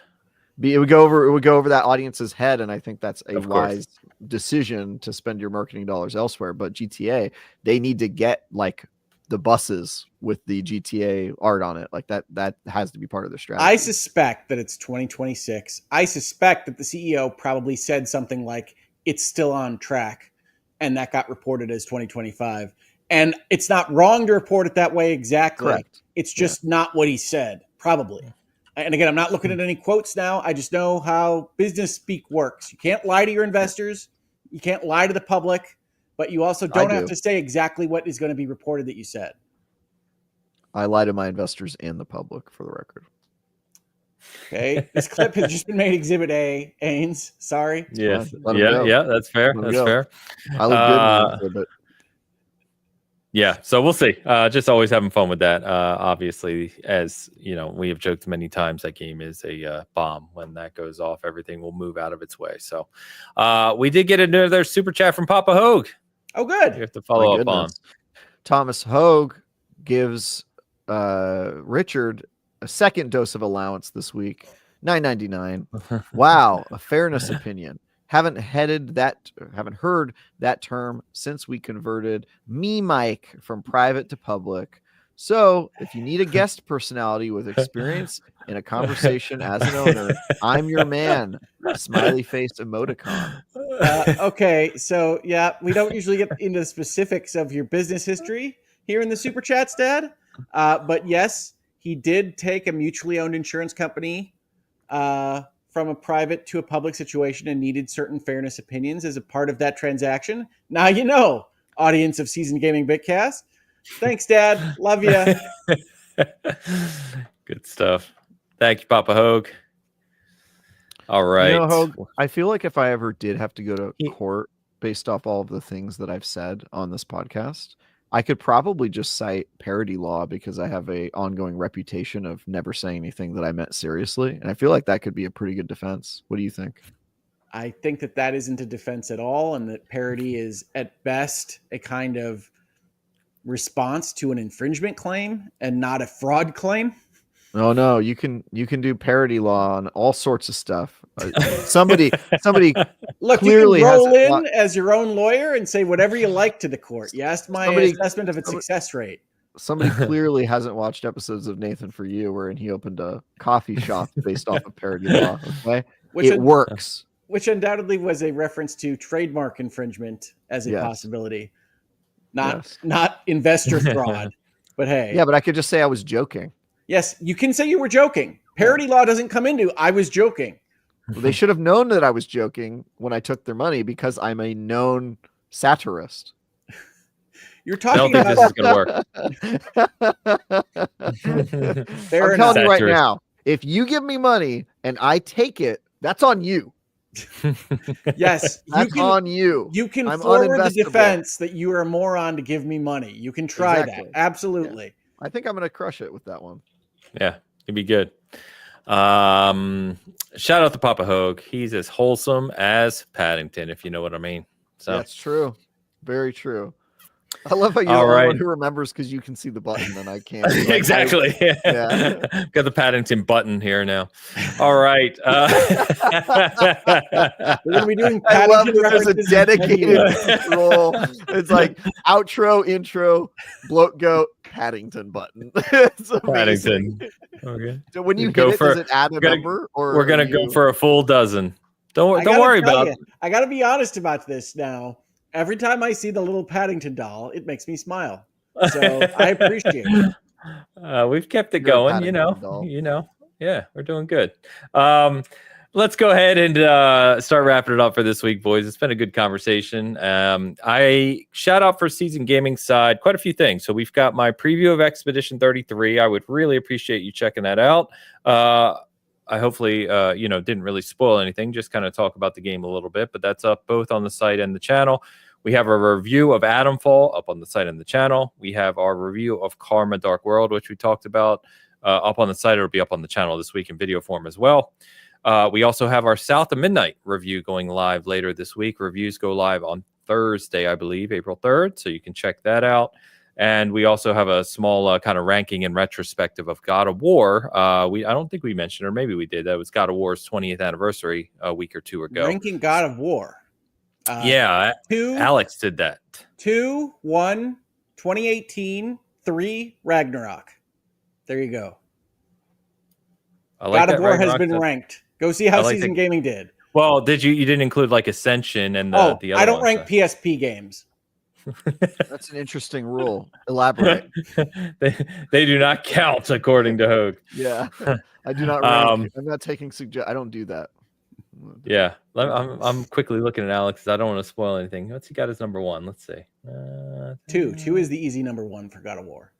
Okay, yeah. I definitely disagree with his ranking here, but that's fine. We'll let him number 1. I bet you 2018, huh? Well, I don't. You have to go read. All I'll say is that Ragnarok's too high. That's what I'll say. You know, I'm not going to click on Season Gaming link. I know. You would never support a friend. I got you. Never. What? He says an hour 2.5 of supporting a friend. Yeah, exactly. An hour 2.5 of unpaid labor on a Sunday morning. I created a Paddington button. God damn it! That's true. It's delightful. Travis, what you got this week, my man? I've got my interview with the Path of Exile developers going live tomorrow. I've got a preview of a game. I think this will be the first gameplay of it on Tuesday, April 1st in the morning, and then I've got another preview that's a little bit farther away that I'm super excited about. And then what's my next review? The Shire got delayed, so that kind of put a hole right in the middle of my review calendar, unfortunately. But April's kind of dead for reviews. At least the big ones are assigned, like Doom and Expedition 33, neither of which I'm on. And so I'll probably end up reviewing some. Are you going to re-review No Rest for the Wicked, the update? I don't think they're going to do a re-review for the update. They'll probably do a re-review for 1.0. Sure. Okay. Can I just say how much I enjoy that you put Expedition 33, the first game from this tiny French studio, in the same sentence as big games like Doom? Well, if you look at our spreadsheet, it's based off of interest, and interest is a score that is based off of a variety of factors, including online sentiment and view counts for trailers and yada yada. And both Doom and Expedition 33 have our highest label, which is super high, medium, low, etc. And so super Expedition 33, that means that the traffic on that game must be out of this world. Yeah. I'm glad to hear it. A lot of interest. Could not be more excited about Expedition 33. Yeah. All right. Hogue, what you got? I don't have much channel-wise to pitch to you. I have videos that I have plans for that hopefully I will get made in the short term. I've been very busy. Family was off on spring break. Paddington's not going to see itself, as you know. So we had to get out there to see that. But I do want to talk about the Ubisoft situation. I think that's one that I can offer some insight on. I want to get into the documents related to that. I want to talk about business spinoffs and how asset moves and how value is conveyed to the various shareholder interests in these entities. So I think there will be a video about that in the near future. But I have another busy work week this week, so I don't know, in all honesty, how much I'm going to be adding to the channel. That said, I am taping videos and casts as much as I can here at Season Gaming in the Bitcast. I was just on the Split Fiction spoiler cast with Last Stand Media because it's so rare that I have beaten the game early enough in the release window to actually be on a spoiler cast for anything. So do check that out. It's a one-on-one with Dustin over there at Last Stand. And I will probably be on more videos over there in the short term. But I want to make more virtual legalities. I want to do more on the channel. I just haven't had the chance in the last couple of weeks. Completely understand, believe me. So, well, as you heard us this week talking as long as we did about games, there are an awful lot of them. We seem to keep saying that. Tremendous amount of games out there, all varieties. So check them out. Enjoy yourselves. We will close with what I feel is appropriate, which is a baker's dozen worth of Paddingtons with Paddington number 13. Closing us out at the bottom of the show. Look at how cute. Hell of celebrations. Look at that. Dude, you should have seen how quick I made that thing while you guys were talking. Very He's fast. Adorable. Yeah, he's awesome. So it's been a great show. Thank you, everyone, for hanging out with us. Enjoy your week of gaming. Travis is off next week, so we may have someone joining us next week for Hogue and I to talk about all of the things, including South of Midnight. We'll finally be here. You're off for the Switch 2? Switch 2 and South of Midnight. What are you doing? I am out on assignment. I will be traveling. Out on assignment. So fancy. I know. Yeah. Out on assignment. All right. Everyone, thank you as always. Enjoy your week of gaming. We will see you next Sunday. Until then.